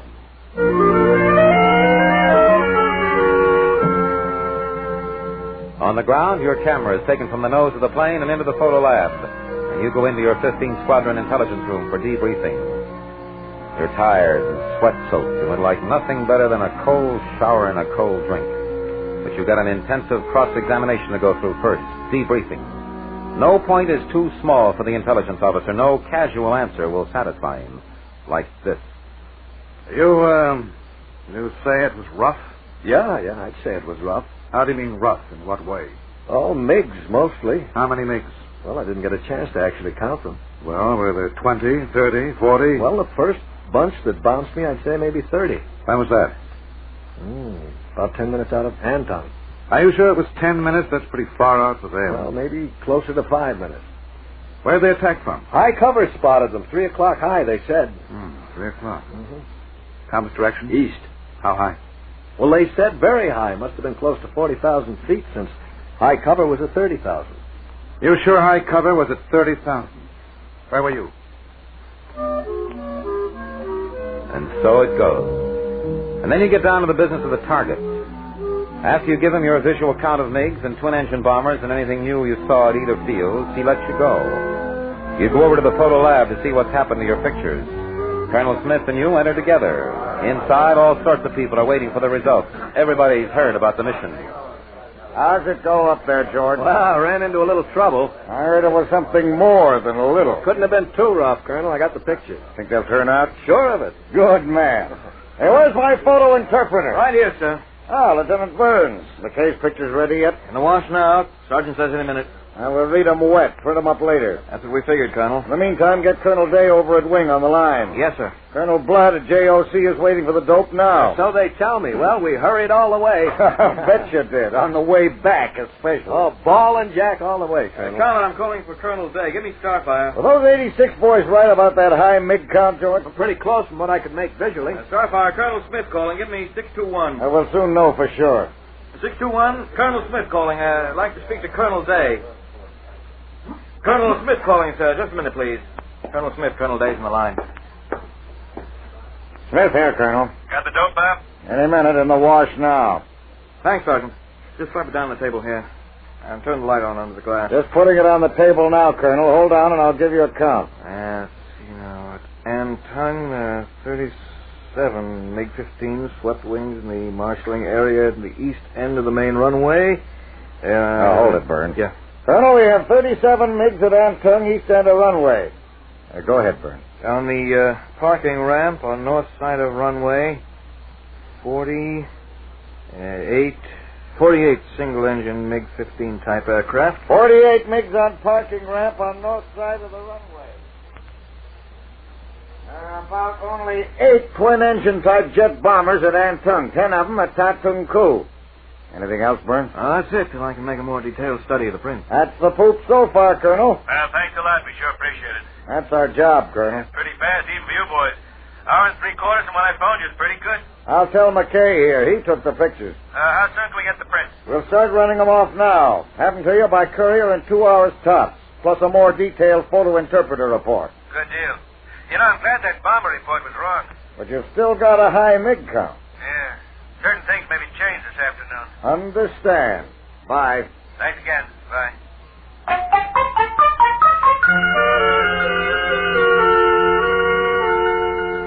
Your job is completed now. The printers and dryers and photo interpreters and couriers and then JOC take it from here.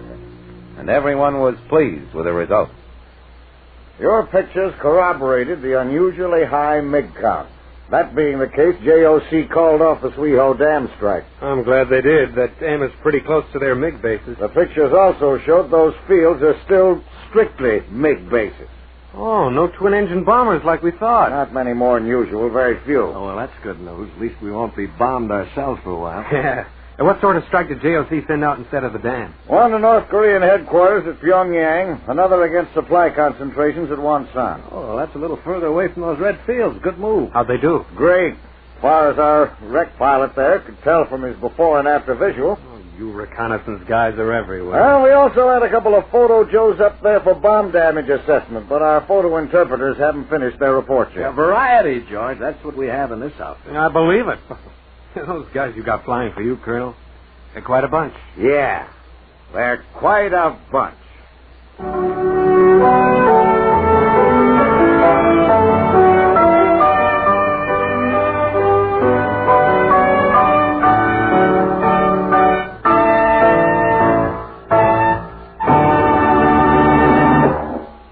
Our nation's future lies in the skies. Get in on this exciting future as an Air Force aviation cadet. Be a leader in this coming movement. If you can qualify, you'll be trained in the latest aviation technique, learning with pay. It won't be easy, of course. It takes hard work, intelligence, and initiative. But if you make the grade, you'll receive the silver wings of an Air Force lieutenant within a year. Wings that are your keys to leadership in an air age. To qualify for this opportunity, you must be between the ages of 19 and 26 and a half, single, and a high school graduate.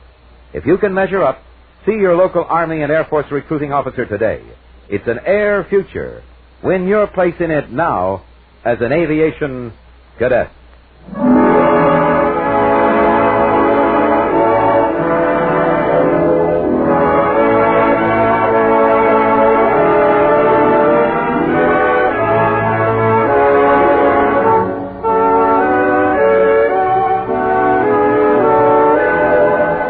This This has been another program on Proudly We Hail, presented transcribed in cooperation with this station. Proudly We Hail is produced by the Recruiting Publicity Center for the United States Army and United States Air Force Recruiting Service. This is Kenneth Banghart speaking and inviting you to tune in the same station next week for another interesting story on Proudly We Hail.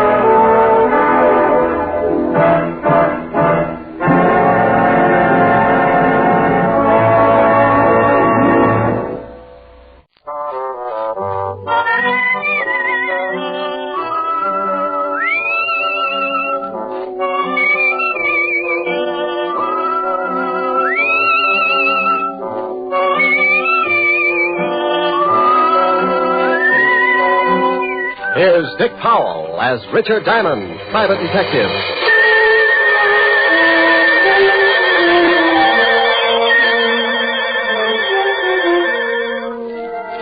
My name's Diamond, and I'm in business for a very simple reason. I like money. Oh, sure, I could do better, but I don't believe in straining myself. I might make a few bucks more, but so what? You work harder, your back gets weaker, and you take that extra couple of bucks and spend it for a brace to keep you from folding in the middle. No, I got a little one-room office that leans out over Broadway, and I'm very happy. Sometimes I get a case that lasts a week, $100 a day in expenses, and I make enough to pay the rent. Take my girl Helen Asher to dinner a couple of times and rest my feet on the desk like a prosperous businessman. I'm in partnership with a shill called Human Nature. And with him on my side, it just figures that people are going to get in trouble. Like the character who's ringing the doorbell of an apartment on the east side. He's built just right for more trouble than he can handle. Well. Hello, Mrs. Moran. You say that like you're really glad to see me. I'll let you know as soon as we can talk business. You bring a rubber hose along? Why? Are you going to be hard to get along with? This time, yes. Where's your husband? He went out. I tried to convince him the window was the quickest way to the street, but he's old-fashioned. He took the elevator. You're drunk. You can't get a bet out of me. Want a drink? Just get the 500. I don't want to be around when your old man gets back. You couldn't afford that, could you? No, and I don't think you could either, baby. Now, let's stop playing games, Mrs. Moran. I've got a big, fat surprise for you, Mac. Keep it in small bill. Now, isn't that funny? That's your surprise. Yeah? Yeah. You don't get the money. You get something else. Stop yelling. We'll have the whole building up here in a minute. They'll be up anyway, Mac. A gunshot makes people curious. Now, wait a minute. You don't have to pull a gun. I don't have to do anything. And I'm breaking myself of one habit right now. I'm through paying your dirty blackmail. Now, you know I got my orders. If I don't collect, someone else will be around. Come on, give me the gun. Sure. A piece at a time. Oh. I need a drink. Well, here's to nothing, Betty, old girl.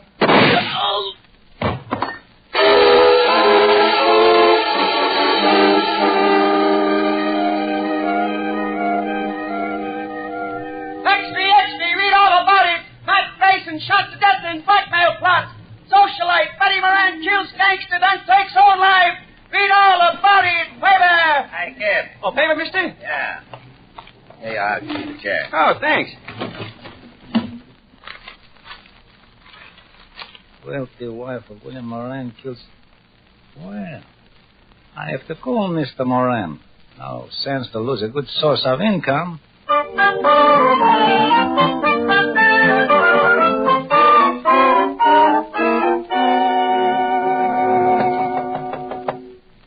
Yeah, come in.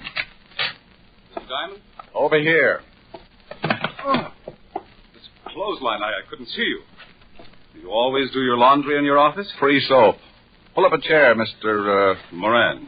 William Moran. Oh. Nice pair of Argyles. One of my old clients. Sends them down from Sing Sing. Have you read the morning papers, Mr. Diamond? I haven't had time. Took some throw rugs down to the laundromat before I started on the socks. My wife died last night. What did you eat for breakfast? Why, pancakes and eggs? Why? You must eat a whole pig when you're not in mourning. How did she die? She was shot to death. Could she get 2 people for a pyramid club? She was being blackmailed. It's usually the other way around. The victim shoots the blackmailer. She did that. His name was Mac Grayson. I want you to find the other man behind this blackmail ring. Oh, what makes you think there was more than one? I received an anonymous phone call this morning. It was from a man who said he was a friend of Mac Grayson. He made it perfectly clear that he was going to continue with the blackmail. You know what they had on your wife? She was a very wealthy woman, Mr. Diamond. Before she married me, she was rather wild. Well, they get that way sometimes. There were some letters. Why don't you go to the police? As far as they're concerned, the case is closed. They say it's a murder and a suicide, and that's that.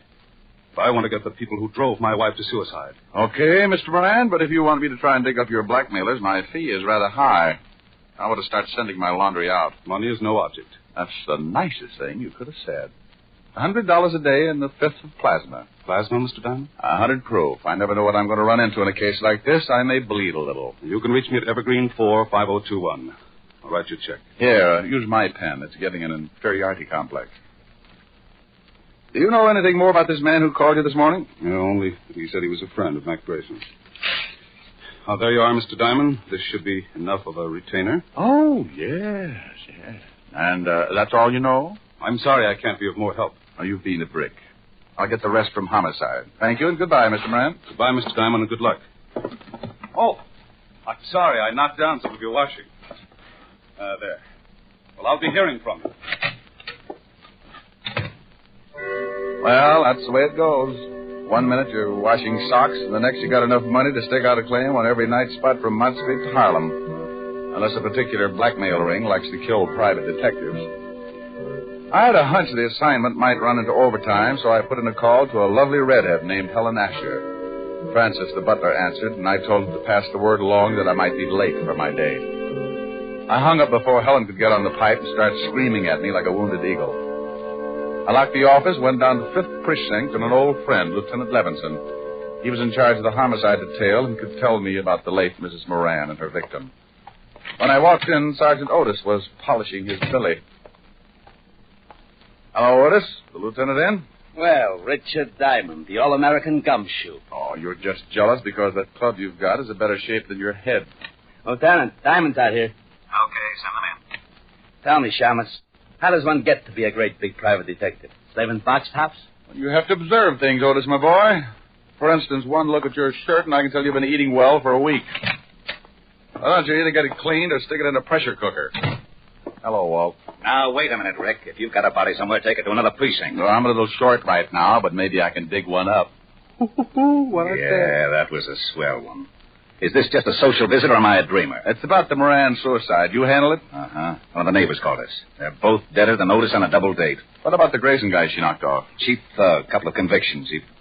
Oh, don't tell me Moran's been to you with that blackmail story. Yeah. He seems to think Grayson was working with someone. Rick, that guy pestered us all morning, but there's no proof of blackmail or anything else, except 2 people got killed. Give me a quick rundown. I don't know why you're interested. I think Moran drummed up the blackmail theory just to cover that his wife was running around with another man. Well, I'm interested because Moran gave me a fat $200 in advance to get me in the spirit of the thing. Well, if you want to be bored, here are the photographs of the deal. Here's Mac Grayson. Bullet entered his chest just below the 10th rib. Gun was a .32. Same one that the Moran dame used on herself. Enough powder burns on the shirt to show that she was standing pretty close when she gave it to him. She'd have to be enough to miss him. Well, you can see she was lying about 10 feet from Grayson near the bar. Probably needed a stiff shot before she knocked herself off. That's the highball glass on the floor near her head. And that's the .32 she used, about 6 inches from her right hand, and only her prints on it. Powder burns on the girl? Sure, all over her temple. We did the paraffin test on her hand, too. She fired the gun all right. Did Grayson have any friends? We never tied him up with anyone except an old wino that hangs out on Skid Row, a dump called the Parrot Club. Named Wilbur Truitt. Yeah. Well, thanks, Walt. Now, look, the dame killed the guy and then shot herself. What more do you want? I'll let you know. Wait a minute. I know that gleam in your eye. I always get a sour stomach from it. If you've got something, you better tell me. Oh, you're a cynic, Walt. Have you talked to this Wilbur Truitt? We questioned him this morning. Got a tail on him? Sure, but he won't take us anywhere. Now, what are you cooking up? Oh, maybe you think there's something to Moran's blackmail story. Oh, don't be an idiot. Then what are you tailing Truitt for? Because I can't take a chance. Blackmail's a federal rap, and if Moran keeps stirring up trouble, I want to be able to prove he's nuts. Now, you look here. I want to know what's on your mind. I'll send you a letter. Oh, Otis. Yeah, Lieutenant? Give me my bicarbonate. And shut up. Bye. Goodbye. I went through the squad room and out into the hall. I used the payphone for the door and put in a fast call to my client, William Moran. I had a hunch that Moran's $200 retainer in my pocket gave him an A priority on it. Yes? Mr. Moran. That's right. This is Diamond, Mr. Moran. I've got a lead on someone who knew Mac Grayson. Well, that's fine, Mr. Diamond. Who is it? The guy who hangs out on Skid Row, named Wilbur Truitt. Ever heard of him? No. Oh. Well, he might have been the one who phoned you this morning. I think I'll go down and find out. Good. You'll keep in touch, won't you? Oh, as long as I'm on the case. Goodbye, Mr. Moran.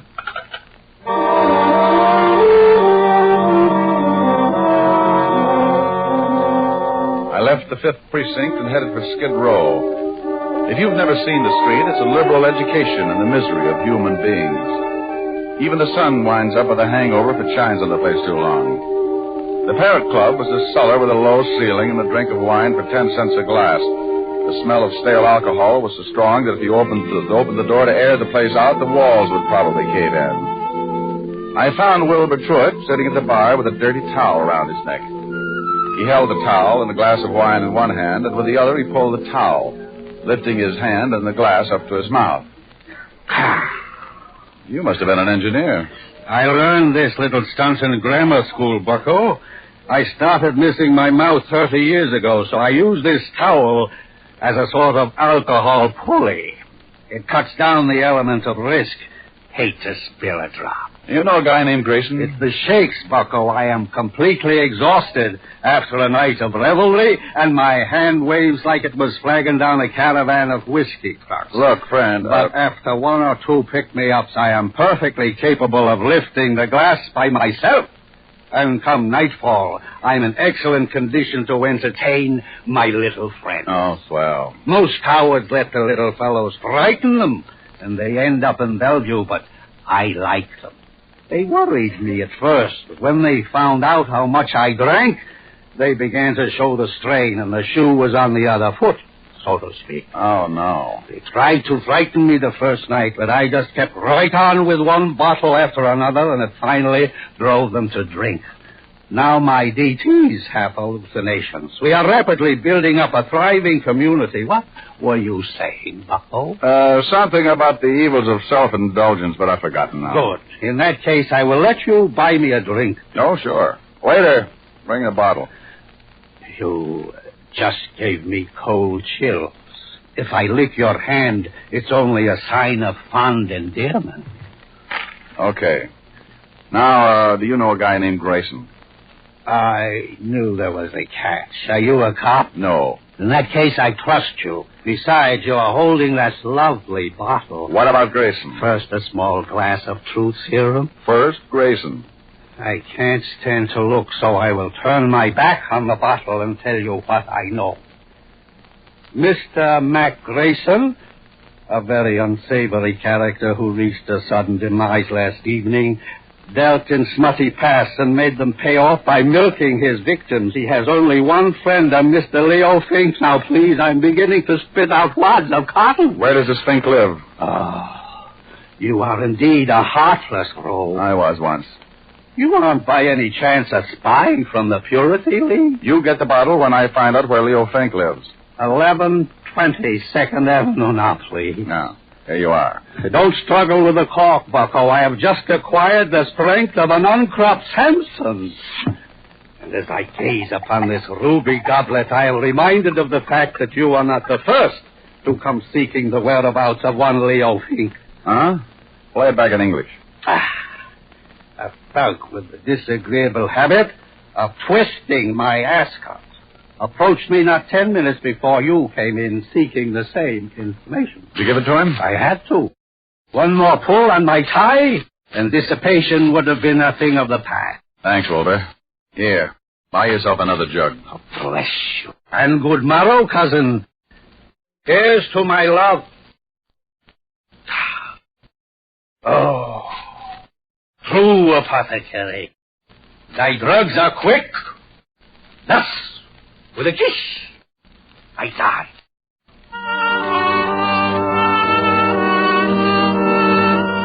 I left Wilbur with his first love and walked out on the street. I grabbed a cab and headed for Leo Fink's address. All the way over, I kept thinking how wonderful fresh air really was. When we finally got there, I paid off the cabbie and looked at my watch. It was 4:30, and the city was turning soft and mellow as the sun started giving up behind the tall buildings. I got that lousy feeling again when I looked across the street. A parlor car was parked at the curb, and it looked like Homicide's private limousine. Something was wrong. I went up to Fink's apartment in a hurry. Yeah? What do you want, Shamus? Well, good afternoon, Sergeant. I'm taking the census. How long ago did you die, sir? Very funny, Diamond. Otis, who is that? Diamond, who else? I didn't ask for a quick quiz on well-known personalities. Let him in. Yeah, Lieutenant. Shame on you, Otis. You'll never make an Eagle Scout. Hello, Rick. What do you want? I'll bet he's dead. You'll bet who's dead? You know who's dead. Sure, I know who's dead. Who do you think is dead? The guy I came up here to see. Well, who did you come up to see? Well, I think it's the guy who's dead. Don't you know? No, I asked you. Well, I'm telling you. You told me nothing. Look, why are you up here? Because I'm looking for a guy. What guy? I think it's the guy who's dead. Who's dead? Oh, he's on third. Don't you know? I think I know, Lieutenant. You shut up. Of course I know. Well, all right. If you're going to hold out on your old pal... Now, wait a minute. How did we get into this thing? Otis, here's your bicarbonate, all mixed. All right, now let's start again. Walt, who's dead? Oh, let's not have two bodies up here. The guy's name is Fink, Leo Fink. Why did you say that in the first place? Because I don't have to do anything I don't want to do. Walt. Lieutenant Levinson. Now, what are you doing up here? Oh, I came up to see Leo Fink, that's all. Well, he's in the other room. If he spills anything, don't believe it. He's been dead for 10 minutes. That's too bad. He knew Mac Grayson. Yeah, how did you find out? That sweet old gentleman you sent me over to, Wilbur Truitt. Oh, you got something out of him, huh? What else did he tell you? Nothing, but we struck up quite a friendship. I'm going to go back over and see what another bottle of wine will do to his memory. I better haul him in. Well, don't do it, Walt. Don't do it. I can find out things a lot quicker. Shh. I got a system. Okay, but keep me posted. I've got to clean up here. How did Fink get it? 2 bullets in the head. No idea who gave it to him. They used a Luger, I think. Hey, have you questioned Otis? Oh, go on. Get out of here. Walt, tell me, did you check the prints on that highball glass next to Mrs. Moran to find out whether they were from her right or left hand? Now, what difference does it make? I'll let you know. Now, you wait a minute. No, I can't. I'm behind schedule now. Bye. Oh, Otis!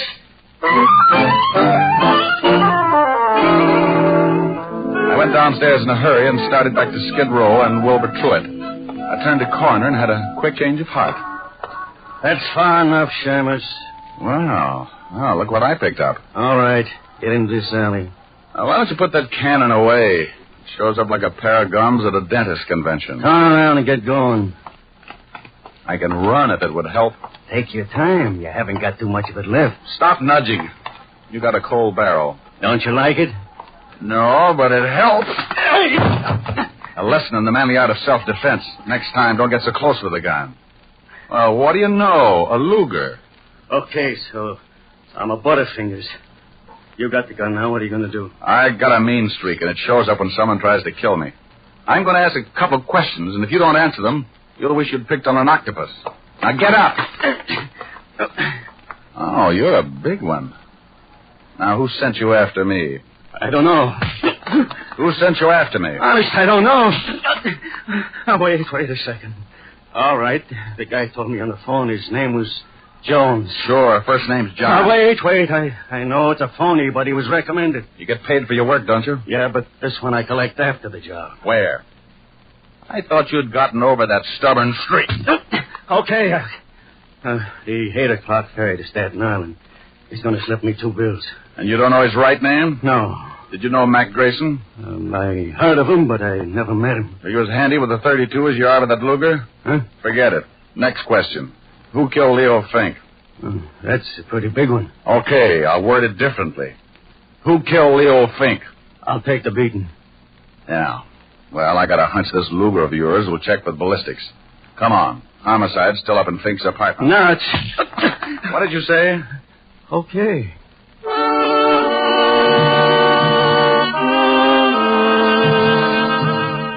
hustled Louis up to Walt and left him handcuffed to Sergeant Otis. They deserved each other. Louis said he was going to be paid off at 8 o'clock, and my watch said it was 7:15. That gave me 45 minutes to check at homicide and still catch the ferry to Staten Island. The fingerprint man at the 5th Precinct put the prints from the highball glass under a microscope and told me what I wanted to know. My hunch had been right. So I grabbed a cab, and 20 minutes later I was paying for my ticket at the ferry landing. A thick, wet fog was beginning to roll in off the river, and by 8 o'clock it was hard to even see your watch. Someone was playing a piano in the lounge as the ferry began to move slowly across the river. I didn't know who I was looking for, but I figured if there was going to be a payoff, it would be outside. I leaned against the rail and took out a cigarette. Got the match, mister? Huh? Yeah, right here. Thanks. Lousy night. Yeah. He wasn't my man. When he struck the match, I could see his dirty work clothes and his factory badge. I started down the other side of the boat. Finding a killer in that fog was like looking for your car keys in a mine shaft. I reached the bow of the boat, and right then I knew I was about to score. I got a tight feeling in my stomach when I started closing in on danger. I spotted the dark outline at the rail, so I pulled my hat down and walked up beside him. He was hunched over with his arms resting on the rail. Terrible night. Mm-hmm. Be awful if you had to find someone in this fog. Not if he found you first. Yeah. I like the name Louis Osgood. Have you heard of it? I like the name Moran. Huh? William Moran. Who are you? Just an employee. Diamond. Yeah, you get a gold star. Well, what do you want? Have you found the blackmailers? Now, stop playing Alice in Wonderland. I just pushed around your hired gun at Louis Osgood. He had enough to say to put you away for a long time. Couldn't have. He didn't know. Didn't know your name? Who murdered your wife, you or Louis Osgood? Why do you say murder? The police said it was suicide. Well, I got news for you, Buster. Homicide just changed its mind. I checked and found out that the highball glass near her head was covered with prints from her right hand. What does that prove? It proves that to take her own life, she'd have to have fingers a foot long. The prints on the gun were also from her right hand. You're going to tell me that your wife shot herself while holding a highball glass in the same hand? That's not my problem, Mr. Diamond. Well, I think it is. If Louis Osgood didn't shoot her, that leaves just one suspect, you. Now, let's take a walk back to the cabin. I want to keep an eye on you for homicide. All right. This is where I leave you, Mr. Diamond. Hey, come here! I hadn't thought he'd make a break, but as long as he had a gun and knew how to use it, I could understand why he did. I got my gun out and took off after him. I expected him to go over the side and in the fog, and he'd have a good chance. But when a guy gets cornered, he does funny things. I never would have spotted him, but he threw open a door and framed himself in the light from the inside. I must have caught him because I saw him start to fold and stagger through the door. I took my time getting there. A wounded man with a gun can get pretty mean sometimes. The door swung back and forth with the motion of the boat, and I could hear the sound of the engines. He'd gone down in the engine room, so I dropped to my knees and went in after him. A long, polished ladder led down to the big diesels below, and I knew I'd hit him with the first shot because there was a bright red trail of blood leading down the ladder and behind the churning machinery. Moran! Oh, Moran, come on out! You can't get out of here. Come and get me, Diamond! I don't like being slapped around, and I'm going to see that you get yours. He was somewhere off to my left and keeping himself hidden. The catwalk circled the engine room, so I pulled an old stunt. I took a wrench off the wall and tossed it down the metal ladder. I watched for his gun flashes, and when I spotted his position, I got down on my stomach and crawled along the catwalk until I was directly over his head.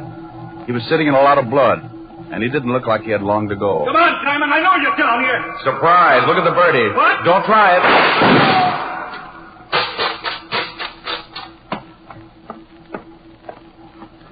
Sorry, Moran, but this just wasn't your night. You want to tell me about it? I shot my wife. I came in just after she shot Grayson. She was standing at the bar with her back to me, mixing a drink. She dropped the gun by Grayson's body, so I picked it up and shot her. I wiped my prints off and put hers on it. Why did you do it? I hated her. She had money. I found some letters and turned them over to Mac Grayson, the well-known blackmailer. I wanted him to drive her crazy until she drank herself into a sanitarium, and then I'd have her money.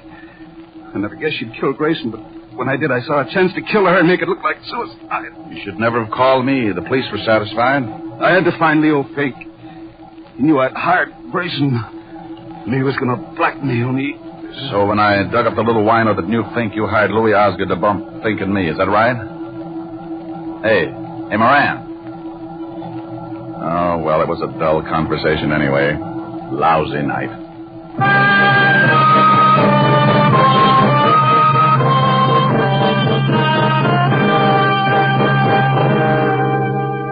The captain came and helped me carry him up to the deck. Back at the ferry landing, I called Walt Levinson and told him the whole story. I didn't wait around. I just hung up in the middle of his lecture on good behavior and started walking. The stiff breeze was kicking up and pushing the fog back where it came from. After a good round of murder, a guy likes to relax. And I knew just the place to curl up and get my fur brushed. I grabbed a cab and headed for 975 Park Avenue, and the only girl in the world who looked better than her $10 million bank account. Oh, good evening, Mr. Diamond. Hello, Francis. Is Miss Asher in? Yes, sir. She's in the library. Thanks. Get me a glass of milk, will you, Francis? Milk? Oh, yes, sir. Right away. Hey, that's a B flat. Rick, where have you been? Sailing, sailing over the bounding main. Move over. We were supposed to have been here at 8 o'clock. Oh, what's an hour if you tack it on to the end of the evening? Well, I'm glad you've been keeping out of trouble. I can't stand it when you wander in all beat up. You smell nice. What kind of cologne is that? Gunpowder, 38. What? Oh, nothing. What's this you were playing? Oh, a new song. Again. You were just dandy. Well, you know I don't play well. I just pick. You should be glad you don't play the guitar with those beautiful nails. You'd saw it in half. You're ridiculous. Whoops. Oh, that wasn't a B flat. Rick. Mm-hmm. Who do you love? I won't tell. Rick? I love you, baby. Then let's get married. Hey, these are pretty good lyrics. Now stop that. Again, this couldn't happen again. I hate you. This is that once in a lifetime. This is that moment divine. You never sing when I want you to. What's more, this never happened before.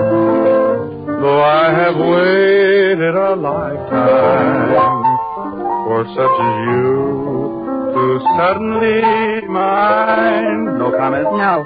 Mine to hold as I'm holding you now, and yet never goodbye. Mine too. Hey, what's the matter? Don't go. You want to sing? Go ahead. Well, what did you have in mind? I won't tell. You're not being original. That's my line. Well, I'm mad. Come here. Come here. No. Come here. Helen. Still mad? No. Well, let's get you mad again. It's so much fun making up. Mine again. What's the name of the song again? It never happens again. Oh, good. No. Here's your milk, Mr. Diamond. Oh, my goodness, you never warned me.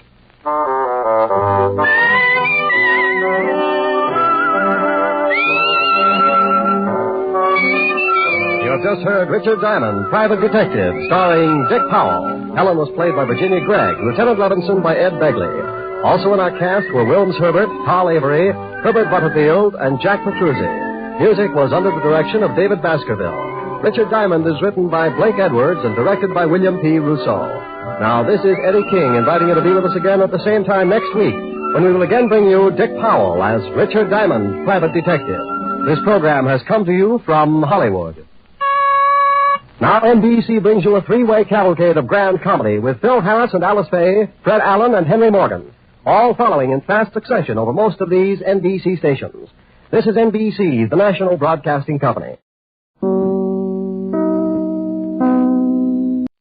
Crime does not pay.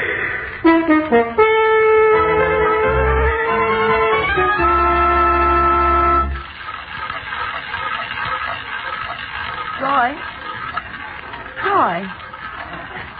it's only a little ivory ball and a spinning wheel. What? Oh, I know, Di, honey. But look at the money riding on that little ivory ball. 14 flat. Well, there goes another 500. Oh, Roy, please, you've lost enough. Wait till I start winning. You can't win. Don't you know that? No, I don't know it, and our friends don't know it either. That's the trouble. They are our friends, and you brought them here. Practically all of them. Place your bets, ladies and gentlemen. Place your bets. Here we go again. 500 on 9 red, Blackie. That's your bet. Last call. Place your bets, ladies and gentlemen. It's interesting, Diana, darling, that you notice how many of our friends are gathered around Blackie's table tonight. That gives me a thought. An exciting thought, as a matter of fact. Shall we talk about it sometime? All bets down. Here she goes.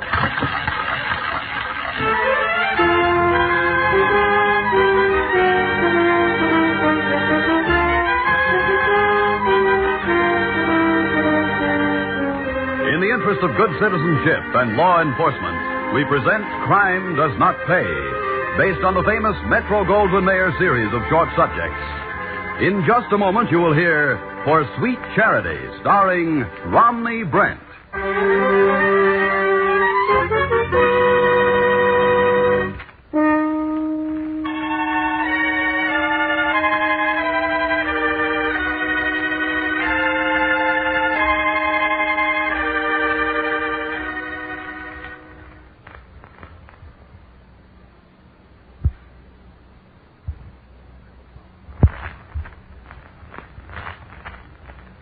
Now, Crime Does Not Pay, starring Romney Brent as Roy Maxwell in For Sweet Charity.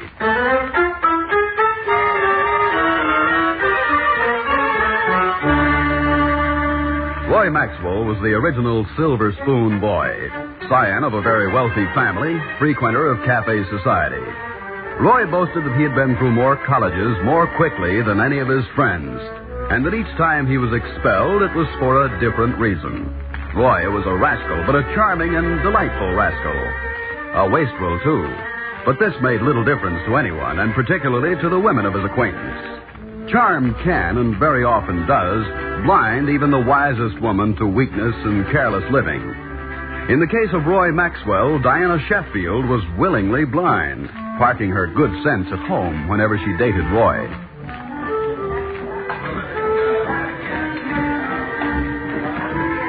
And so, my dear Diana, as all good stories end, they lived happily ever after. Oh, Roy, darling, really. It's cruel the things you can do to a perfectly innocent children's story. I'm cruel? Darling, have you ever analyzed Hans Christian Andersen? Well, there's more death and torture in those stories than in Edgar Wallace. I believe you're right, darling. Imagine that witch fattening up 2 innocent children just to practice cannibalism on them. But of course, I'm not certain that Hansel and Gretel is Mr. Anderson, but you're so right about the cannibalism. Want to amble on? This place is getting rather stuffy. Whatever you say, darling. Then I say, let's roll. There, the way to keep the change. Let me hold your wrap. Sometimes, Roy, you're a gentleman to the point where it hurts. What else have I to recommend me? Oh, charm, my boy. Charm. Thank you, ma'am. Pardon me, I'm sorry. Oh, excuse me. Well, one thing about warm weather, I don't have to buy back my top coat. Yes. Even with men's clothes, it's not the cost, it's the upkeep. You can say that again.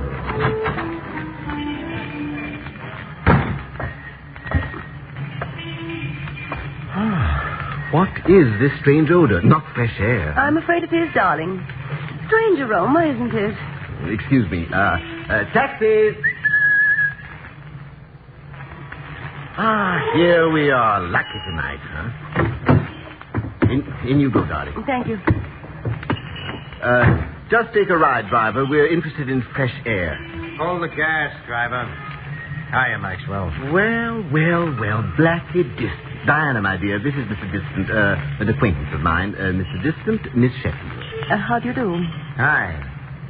Oh, what's on your mind, Distant? Why, in a hurry? Well, we are blocking the traffic, rather. Miss Sheffield and I Take it easy, kid. So, if you remove your head from the window of this conveyance, we'll move along. Get down off the high horse, fella. I knew you when. All right. What do you want? I want to see you. Well, you see me. In private. Tomorrow. About 4. Very well. You can get along now, driver. Mr. Diston has given me the message. Just be there, fella. I don't bring messages. I send my boys. So do like I tell you. See? Of all the colossal nerve. Who is he, dear? Just Blackie Diston. The Blackie Diston? Why, wherever did you meet him? At the track. Why? Well, the way you talk back to him. Oh, Roy, darling, maybe there's more backbone in you than I thought. Really? Well, I'll remember that. Tomorrow at 4.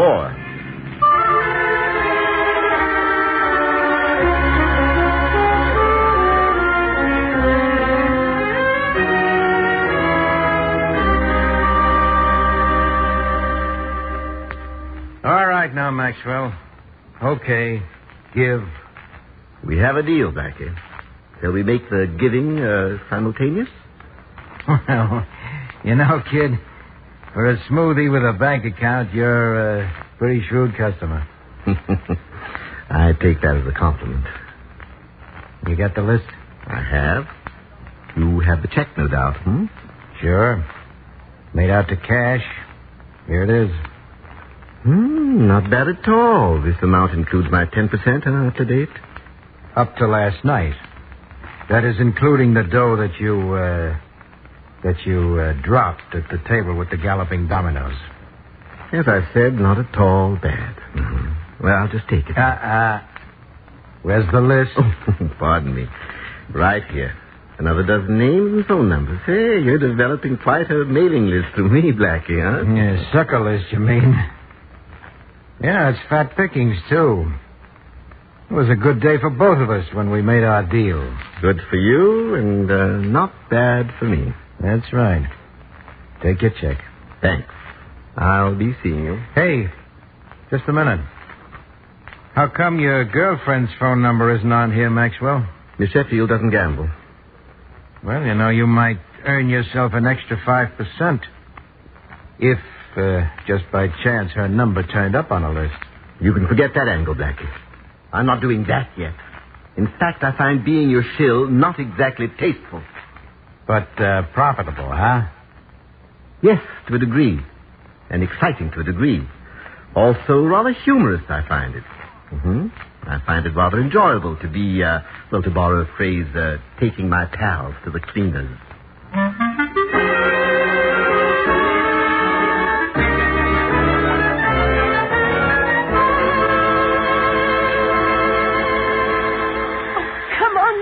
Keep going faster, faster.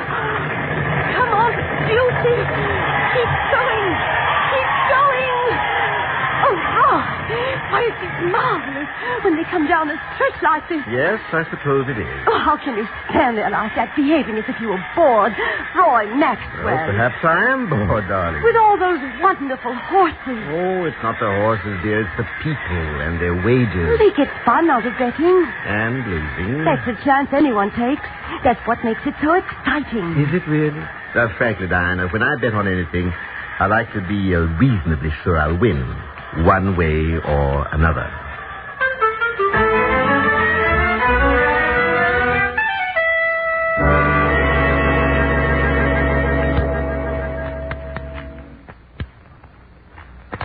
I'll take 2. Give the man 2, Blackie. Jack, 2. Well, Marge? Oh, I always have such a time. All right. 3. Check. 3. Anybody know the time? 3:15 a.m. Oh, my goodness. This'll have to be the last pot. Then make it a good one, Marge. Black is so far ahead now. How many, Roy? Pat. Is that so? Well, I'll take 2 myself. Well, this will be a good one, all right. I can see it on Marge's face. So can I. And that's what I like about poker. If it's not in the cards, it's in the player's face. And either way, how can you lose?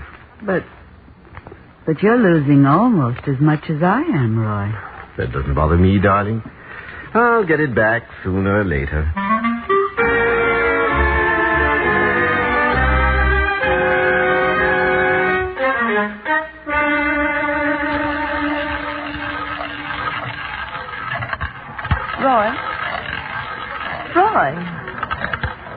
Roy, it's only a little ivory ball and a spinning wheel. What? Oh, I know, Di, honey, but look at the money riding on that little ball. 14, black. Well, there goes another 500. Oh, Roy, please. You've lost enough. Wait till I start winning. You can't win. Don't you know that? No, I don't know it, and our friends don't know it either. That's the trouble. They are our friends, and you brought them here. Practically all of them. Place your bets, ladies and gentlemen. Place your bets. Here we go again. 500 on 9 red, Blackie. That's your bet. Last call. Place your bets, ladies and gentlemen. It's interesting, Diana, darling, that you noticed how many of our friends are gathered around Blackie's table tonight. That gives me a thought. An exciting thought, as a matter of fact. Shall we talk about it sometime? All bets down. There she goes.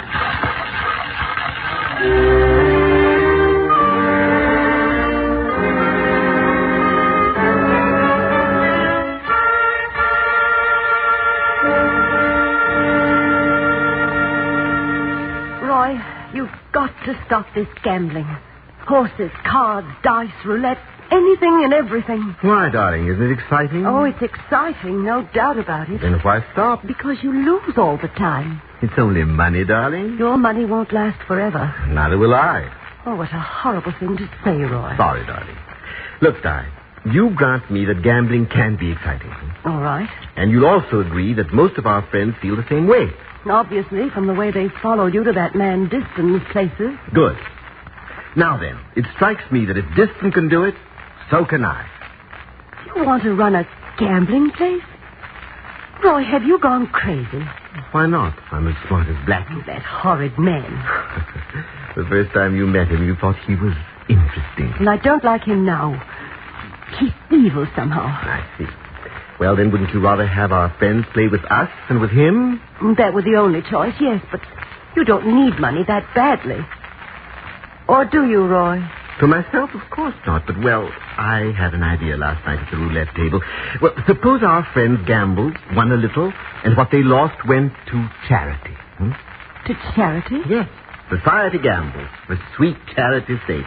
All the profits after expenses we give to a particular cause. A different cause each night, Same excitement, same fun, but instead of Blackie making the money, some worthy charity would. Why, Roy, darling, that's the best idea ever. I thought you'd like it, darling. We'll think about it. In the meantime, a drink for me? Right away. Oh, Roy, this is going to be wonderful. Yes, it is going to be wonderful, particularly when you figure that charity begins at home.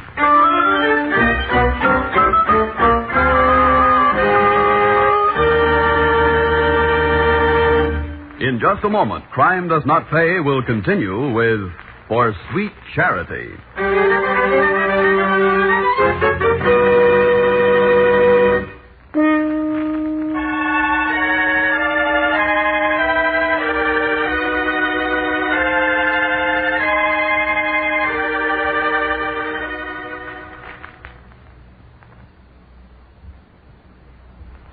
Now we continue with Crime Does Not Pay, starring Romney Brent as Roy Maxwell in For Sweet Charity.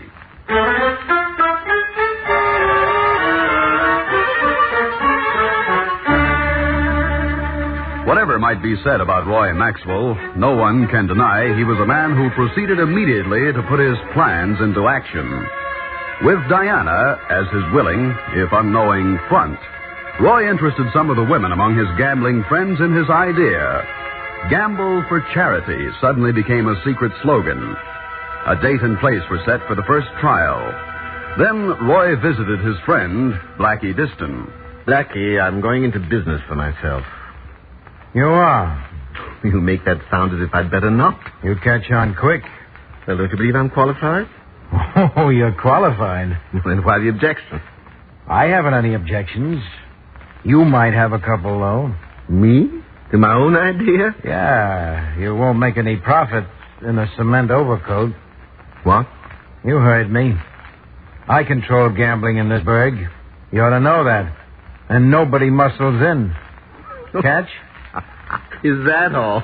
What's so funny? Did you really think I'd try to cut in on you, old man? What else? Well, that's silly on the face of it, Blackie.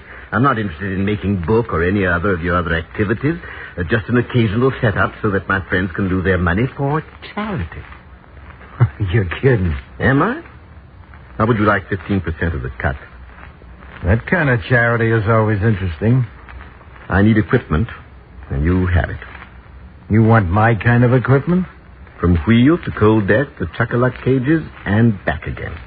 Your favorite charities can make money that way. I'm figuring on that.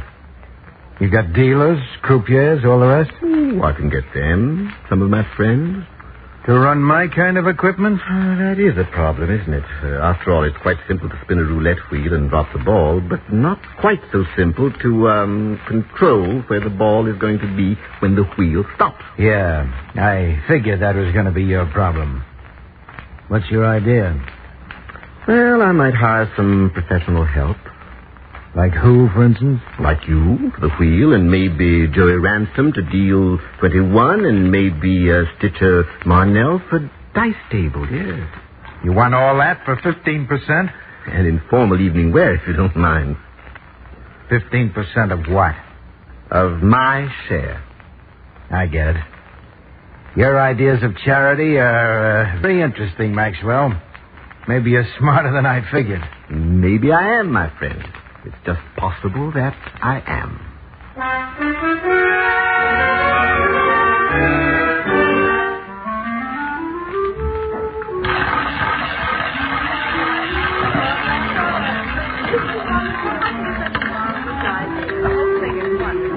$15, black. Place your bets, ladies and gentlemen. Place your bets. 100 on black. That's your bet. Place your bets, ladies and gentlemen. How are we doing, Blackie? It's starting slow, but they'll be making with the G notes instead of C's in a few minutes now. Meantime, they're winning? Meantime, yeah. Place your bets, ladies and gentlemen. Place your bets. Ah, another customer. See you later, Blackie. Last call, ladies and gentlemen. Get it down. Get your money Mr. down. Maxwell, this is just too exciting. A marvelous idea. I'm happy you think so, dear. Gamble for charity, fun for all, and milk for the unfortunate kiddies. Oh, it's just too wonderful. Our committee won't know how to thank you. I'm sure they won't. Oh, excuse me, my dear, the doorbell again. Of course, dear boy, run along. I know how busy you are. Diana, darling. Hello, gambler. What took you so long? Afraid of a raid? Of course not. It's all for the cause. Quite a crowd. Yes, they all turned out. You look lovely, darling. New dress just for your debut, dear, as a legitimate entrepreneur. Thank you, dear. It is a production, isn't it? Soft music, green tables, Blue chips. Well, I'm glad you like it. Oh, I do. It's so much better than... 17, red. Place your bets, ladies and gentlemen. What's Blackie Diston doing here? Handling the wheel for me, darling? For charity, Roy? Of course, darling. What else? I don't believe it. Well, look, sweetheart, these friends of ours would find ordinary gambling dull, wouldn't they? What's that got to do with him? Well, he's flavor, darling. Scenery. Lots of our friends are used to him. And... Yes, aren't they, though?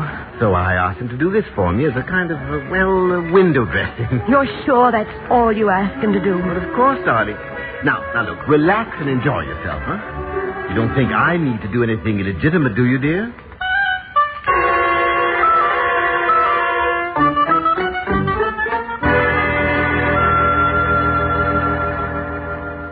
Mr. Maxwell, I'm sure our committee is more grateful to you for your wonderful affair than I can say. Oh, don't thank me, darling. Thank your friends who played so well and so long. And lost with such good grace. Yes, you see, the person who runs a gambling place can't lose. The percentages are always with the house. Are they really? Always, always. Well, here's your check for the profits, ma'am. Oh. Isn't this nice? Well, I'm sorry it isn't more. Better luck next time. Better or worse luck? Well, that depends on which side of the table you're on, doesn't it? Yes. Yes, I guess it does. We had several winners. It cut our profit margin considerably. Oh? Oh, yes. Well, Mr. Maxwell, I know this check will buy a lot of milk. It's all that's important, isn't it? Naturally, and, well, I'm glad I could help you. Of course. Well, until next time, Mr. Maxwell. Goodbye, Diana, darling. Goodbye, dear. It's been a privilege working with you, my dear. Well, thank you again. You'll hear from us soon, Mr. Maxwell. I doubt if I will. But there'll be others. Roy, where's the rest of the money? What are you talking about, Di, darling? Did Blackie get it all, or did you? Whatever got into you? I'm not stupid, Roy. I saw the money crossing those tables. I've a pretty good idea what it costs to rent gambling equipment. Where's the rest of the money? Di, you're accusing me of cheating. I'm not accusing you of anything, yet. But I think you have some explaining to do. $1,200 profit. Why, it's incredible. Why, you are suspicious. Roy Maxwell. At least $100,000 was bet one way or another in that apartment the other night. Most of it was lost. Where is it? Expenses, dear? What kind of expenses? Paying Blackie Diston and his boys? Someone asked for me? Stay out of this, Blackie. No, Mr. Diston, don't stay out of it. I want to know what I'm happened. happy to see you again, Miss Sheffield. How can I help you? What was your cut? 15%. I thought so. Roy Maxwell, I knew you were weak, but I never thought you'd steal. Now, see here, Diana. Save it, Maxwell. The dame's wise. You can bet on that. Oh. Now, why did you have to do that for? The dame's wise. You got the dough? Of course. In cash? Well, naturally, but Let's before... blow, jerk. This town's going to be too hot for both of us for a while, unless you want I should dump the dame. Are you crazy? No, but you are. If you think a babe like this one will keep away from the cops now that she knows what you've been doing. I figured this, so I picked up a couple of seats on the 4 o'clock plane to the coast. We'll just make it before she wakes up. I didn't hit too hard. Come on, let's go, fella. You need a long vacation in the sunshine.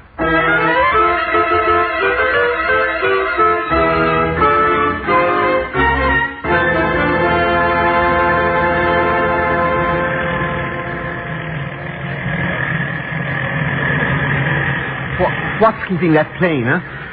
Who knows? Pilot didn't tell me. You see, I'm not in his confidence. This is ridiculous, you know. Is it? Maybe you like the inside of a jail? Oh, I forgot. You've never been inside looking out. There are other ways besides blackjacks, you know. Like what? Talking a dame out of squealing? Exactly. It's much more efficacious. But if you hadn't been so quick, I would have persuaded Diana to come with us. Well, that'd have been very nice, but I'm sorry I only had 2 tickets.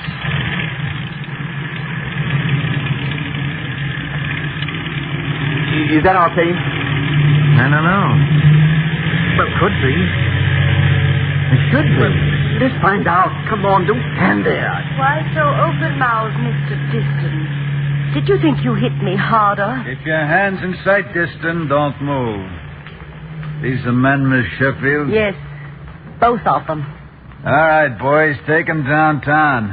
Book them for illegal gambling, embezzling, and felonious assault. Now, see here, officer. Lieutenant, if you don't mind, and save it for the judge. Now, this man Diston struck Miss Sheffield and forced me to go with him at gunpoint. Oh, Roy, whatever you've done, you've done. But don't crawl. Just don't crawl. You'll never make it stick, Lieutenant. I'll be out in 4 hours. Now, he did it all, I tell you. He tricked the wheels and put loaded dice on the tables and... Save it, Maxwell. There'll be plenty of time for you to sing. Let me hit him, Lieutenant, just once. I'll talk. Now, shut up to both of you.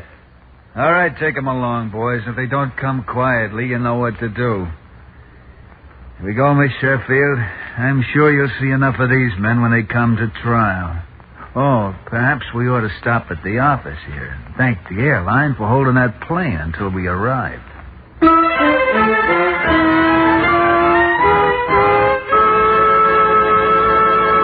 Crime does not pay.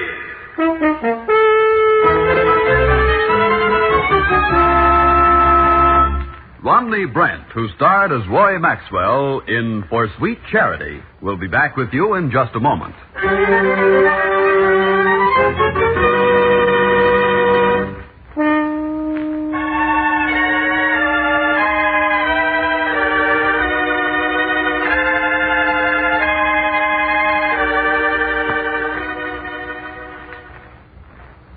And now, the Gulf Oil Companies and your neighborhood good Gulf dealer present Counterspy.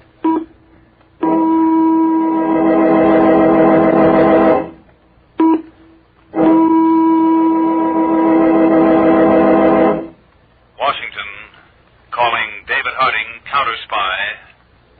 Washington, calling David Harding, Counterspy.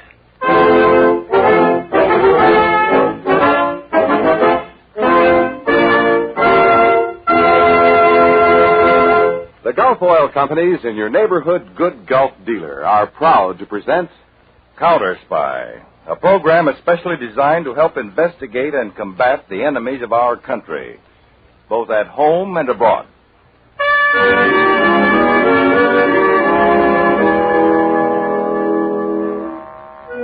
This is David Harding.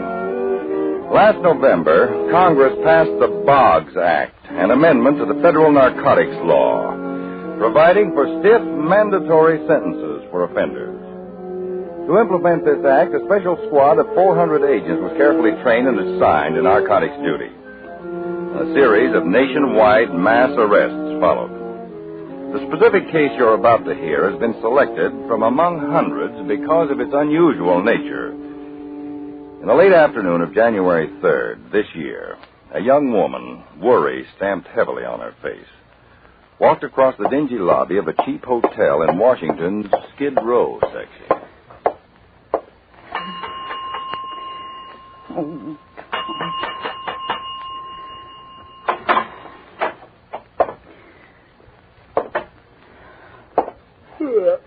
No rooms, girlie. All taken. I don't want a room. I'm looking for someone who registered here. His name is Frank Stewart. Hey, girlie. Never heard of him. I know he's here. What room is he in? Oh, girlie, I told Will you. this help? Well, why didn't you tell me that? What room? 2A. Just up those stairs there. First flight. Last room to the right.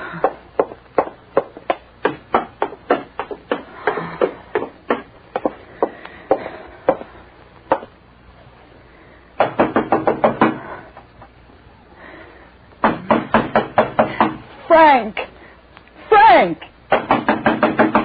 Frank, I know you're in there. Please let me in. Go away. It's Elaine. Let me in, Frank. No, I don't want to see you.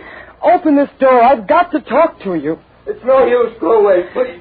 Frank, I'm staying right here until you let me in.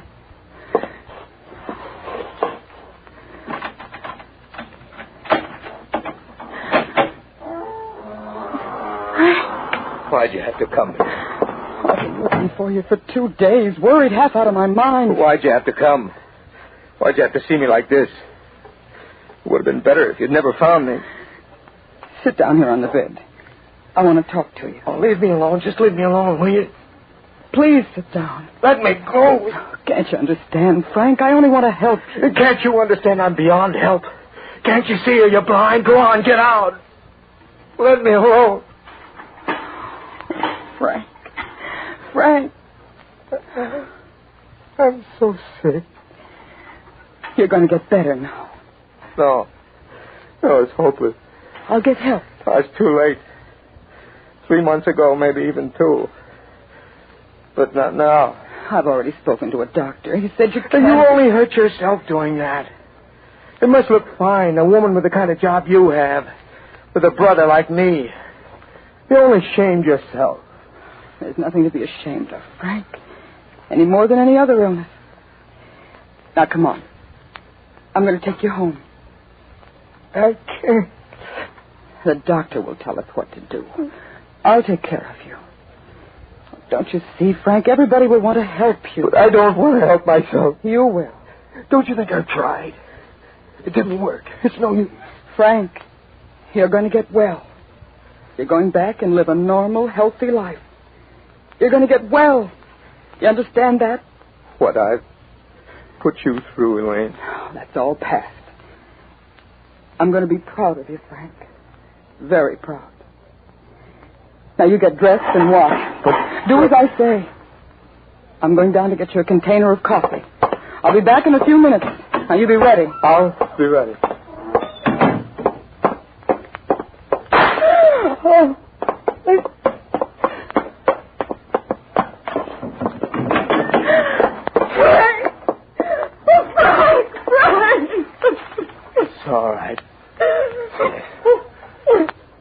It didn't have to end this way. It could have been so different. No, sis. It couldn't. There wasn't any other way. To stop.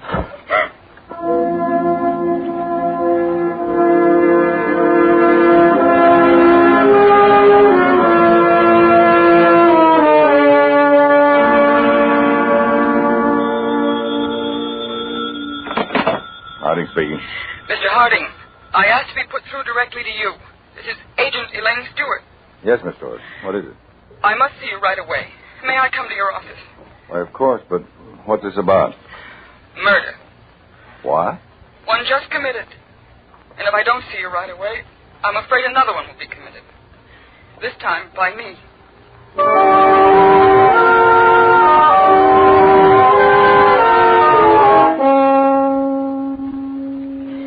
It's no different, Mr. Harding.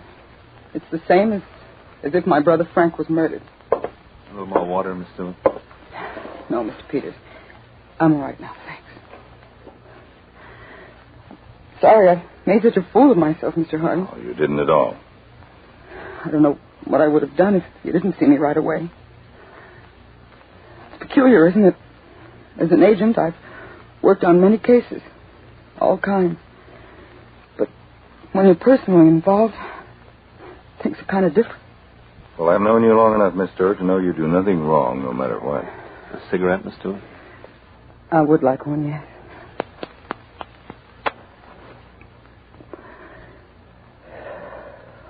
Thank you. You'd never know it, but I'm supposed to be the unemotional one in the family. Now, look, you've been under a terrific strain. I think you're doing just fine. Miss Stewart, is there anything else you could tell us about this? I don't know. I may have forgotten something. When did you first discover that your brother had become addicted? For sure? Only a few weeks ago. You didn't notice any symptoms before that? I knew something was wrong, but I just thought he was tired, nervous, maybe overworked. Mr. Harding, I'd give anything to get the people responsible for Frank's death. You didn't live with your brother, huh? No, we had separate apartments. You knew his friends? All of them, I think, with one exception. Who's that? Well, a man who came to Frank's apartment once while I was there. My brother got rid of him very hurriedly. It could be the peddler, Chief. Yes, it could be. Do you remember what this man looked like? Short, thin, cheaply dressed. Oh, and one other thing. Yeah? He had a twitch in his right eye. I see.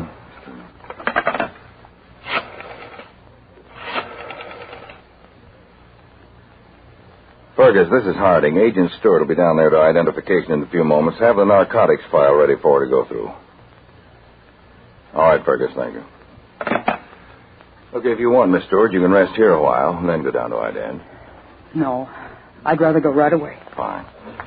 Well, Peters and I should be back in about an hour. And while you're going through the photo file, we'll see what we can dig up in your brother's apartment.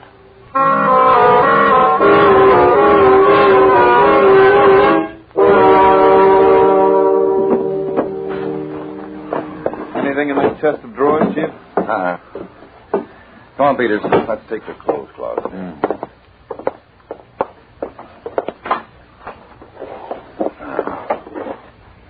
I'll see what's in the box up here in the shelf. You go through that suit, then. All right.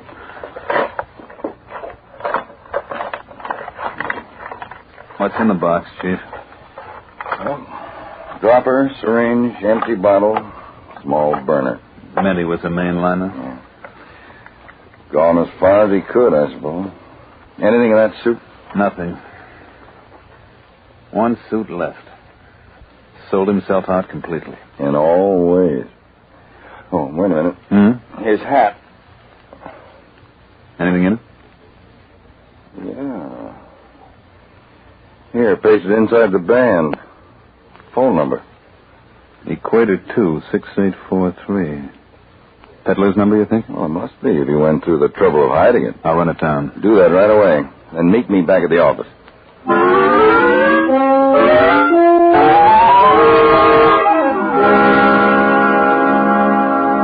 This is his photograph, Mr. Harding. Are you sure, Miss Stewart? Yes. This is the man I saw visit Frank's apartment. You have a look at him, Peter, again, will you? Now, there's no doubt about it, Chief. That's the guy. After I checked on that phone number, I went to the address. I saw him go in. What name's he using? Arthur Dodge. What have we got on him? Real name's Arthur Dayton, known also as Blinky Dayton. Any record?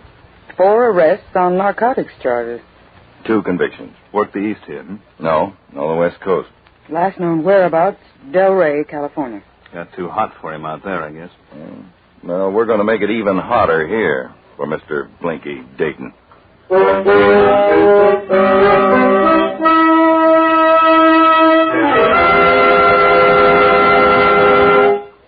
Say, on these cold winter mornings, have you noticed the peace and quiet broken by sounds like this?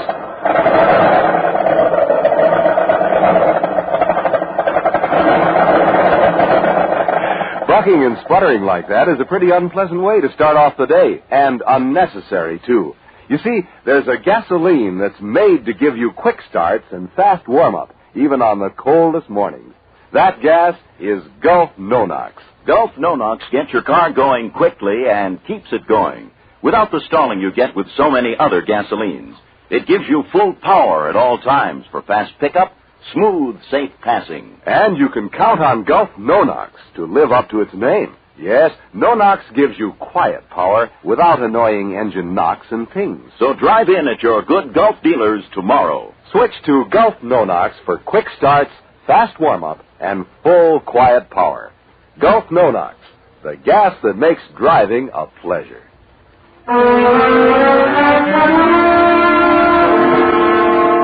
Now back to Counterspy.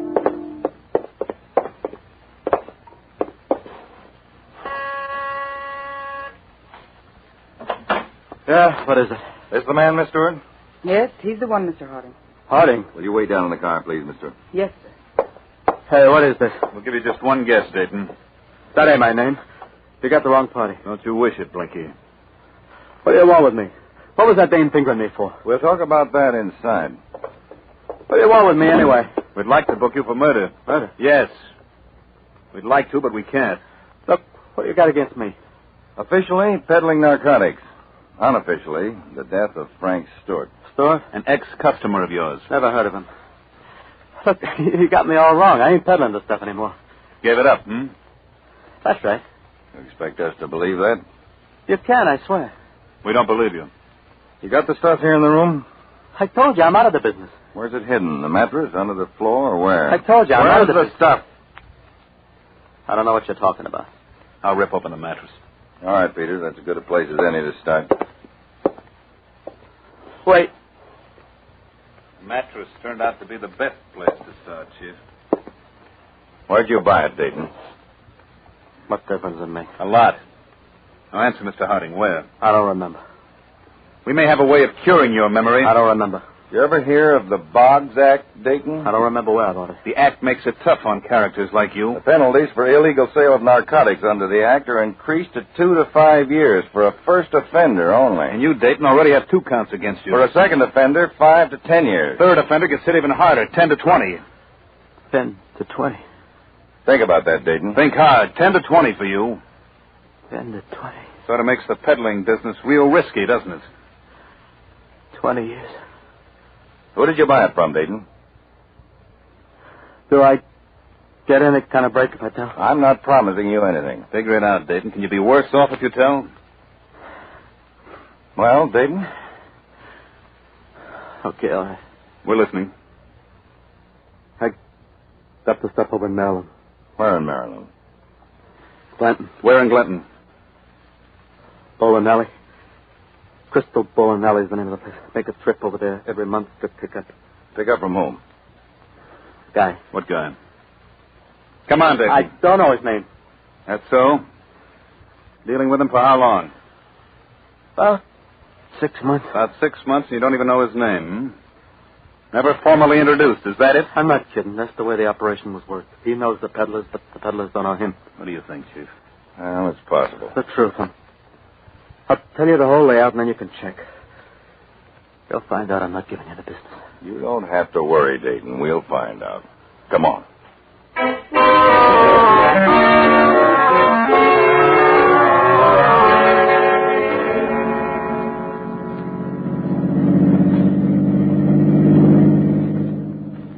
you see, Miss Stewart, our next job is to find out who the seller is. You didn't get his name from Blinky Dayton? No, he said he didn't know it. Believe him? Well, I'm inclined to. Many times sellers play it that cozy. But you know where the seller can be located. Well, if Dayton told us the truth, yes. Bowling alley over in Glenton. Huh? That's where he made his purchase once a month. On the third Monday. I wish I could see this thing through. Well, you're going to. I'm going to put you on the case. Oh, good. But first, you've got just 10 days for a rapid training course in narcotics duty. All right. And then what are your plans after that? Well, on the appointed day, Miss Stewart, you'll visit that bowling alley as Blinky Dayton's girlfriend.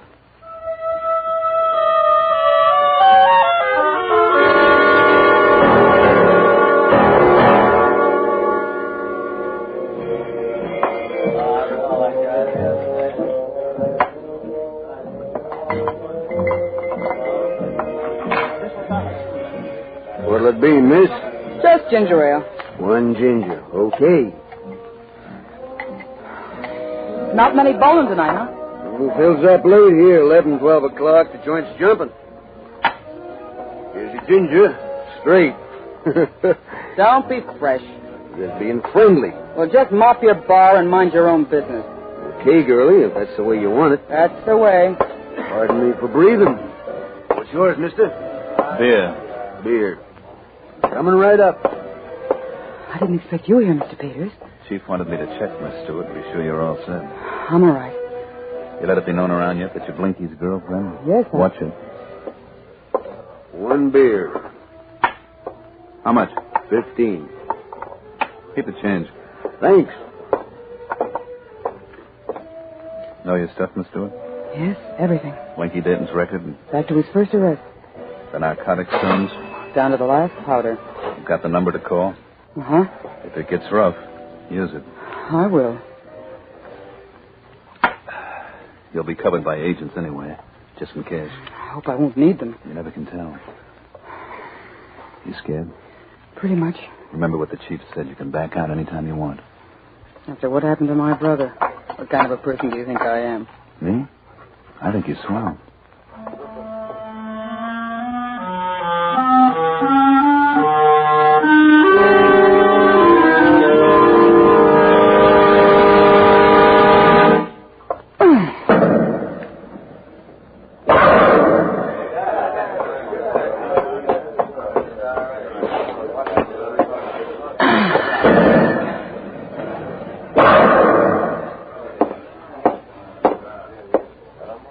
Nice bowling.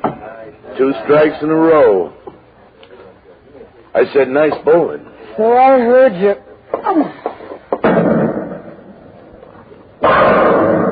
Oh, another strike. Regular champ, huh? You're in my way. Oh, unfriendly type, huh? Not to friends. Maybe I'm not such a stranger. What's your name? Why? Maybe we got a mutual friend. Yeah? Who would that be? That would be Blinky Dayton. I've been waiting for you. Took my time looking you over. What's your name? Elaine Stewart. Blinky calls me Ellie. What do I care what he calls you? I only care why you're here. I'm making a pickup for Blinky. What pickup? You know. Maybe I don't. Why didn't Blinky come himself? Sick. Sick from what? Same thing that always troubles him. His ulcers. Ulcers, huh? Oh, you know he complains about it to everybody. So he's sick again, huh? Don't believe me? Call him. You got his number. He'll be there to get my call? He's sick in bed. Where else would he be? Okay, I'll call him. He'll be there. Take it from me. He better be.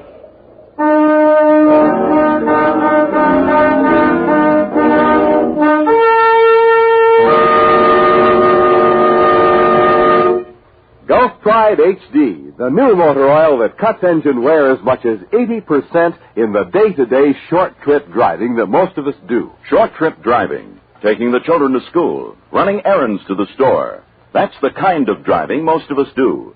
And it's the kind responsible for most engine wear. You see, short-trip driving can dirty up engine parts more than any other kind of driving. But now there's a new motor oil that keeps engines clean under all driving conditions. It's Gulf Pride HD, the new high-detergency motor oil from Gulf. Gulf Pride HD reduces harmful sludge to a degree never before thought possible. Keeps pistons and piston rings amazingly clean. And since a clean engine wears less, Gulf Pride HD cuts engine wear way down, as much as 80% in day-to-day short-trip driving. This extra protection can save you money by heading off motor troubles and avoiding repair bills. So don't wait another day to start using Gulf Pride HD in your car. Drive in tomorrow at your neighborhood good Gulf dealers. Change to high-detergency Gulf Pride. New Gulf Pride HD.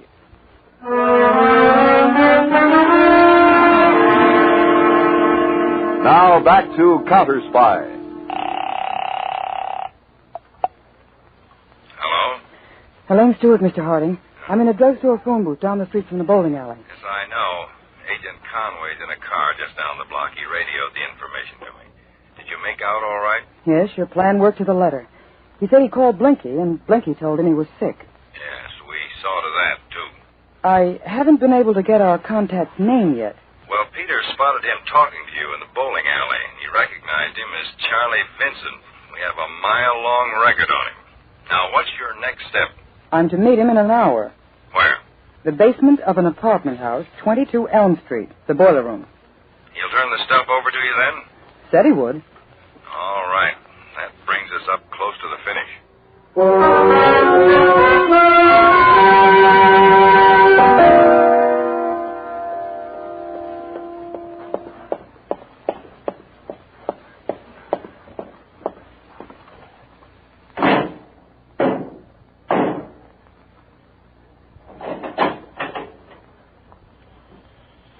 Come in.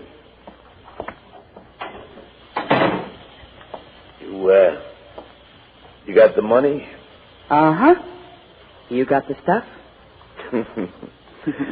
You know I like doing business with you. Better than with ugly Blinky, huh? Blinky's expecting me back in Washington tonight. What's your hurry? Well, next time I won't be in such a hurry. And I can look forward to a return visit, huh? Mm-hmm. You'll see me again. I'm sure. That a promise? It is. Now, how about the stuff? Got 'em right here.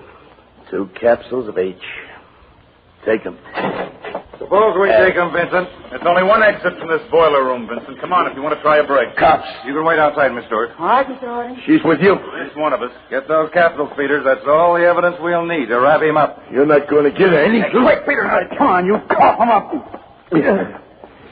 Too late, Chief. He swallowed it. That's right, Chief. Too late. Now what are you going to do, huh, Chief? We have ways, friend. Who are you trying to kid, friend? I read the papers.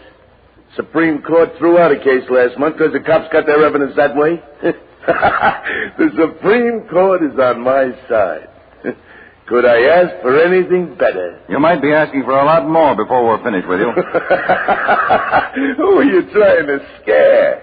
I know my constitutional rights. What can you do? We can hold you for 24 hours. So hold me. So what? You take it from me, Vincent. They could turn out to be the worst hours of your life. Let's go.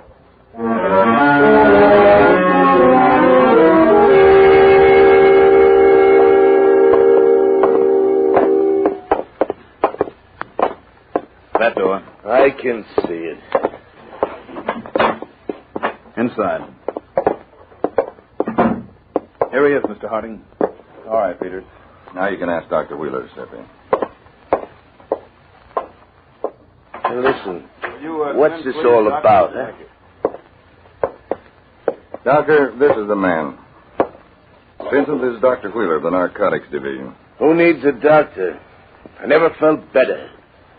Vincent, you've been held here for 6 hours so far. Who's complaining?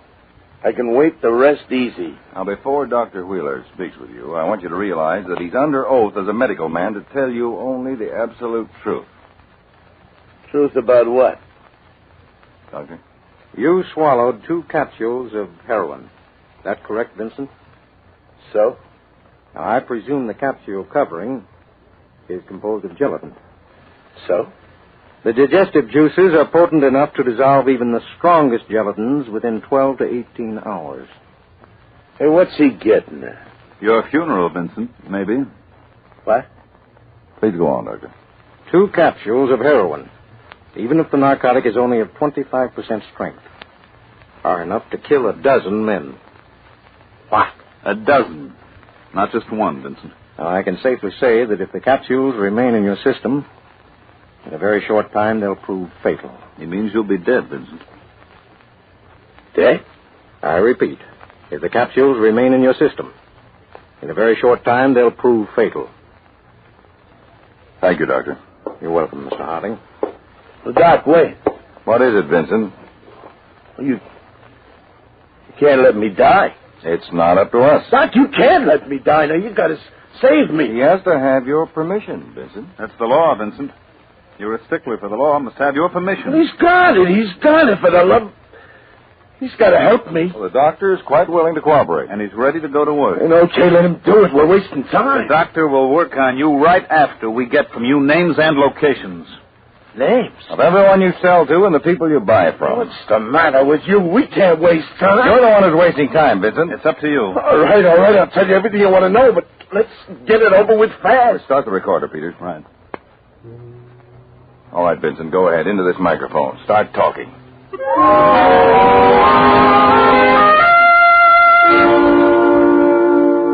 You got it all, Mr. Harding? Everything, Miss Stewart.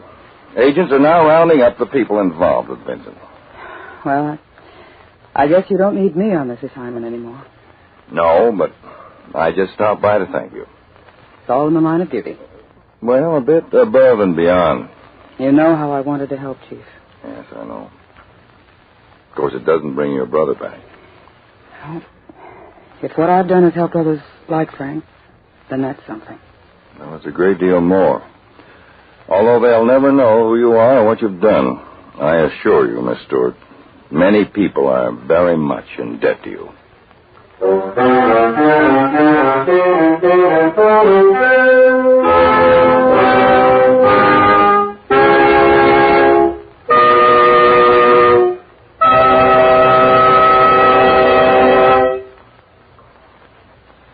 For safety, have your good Gulf dealer check your car's lights. You know, just about half the cars on the road today have one or more burned-out auto bulbs. That can mean real danger. But you can be sure your lights are working, even those you don't ordinarily see from the driver's seat, if you let your good Gulf dealer check every light on your car and replace any that may be burned out. This auto bulb check is a service your good Gulf dealer will be glad to perform. So drive in tomorrow, and for the life of your car, go Gulf.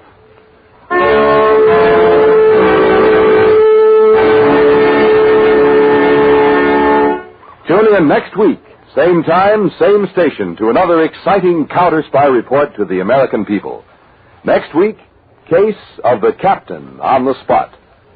In the relentless fight against the underworld combination which rules the criminal elements of this country, there are many methods of attack used by your law enforcement officers.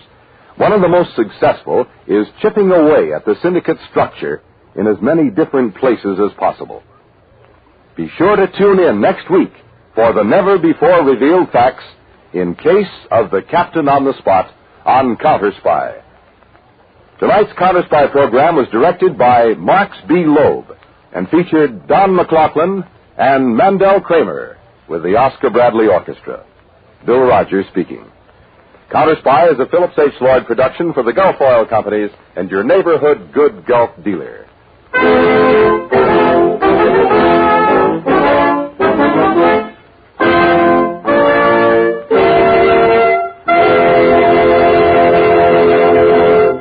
Be sure to see We the People on NBC television every Friday night.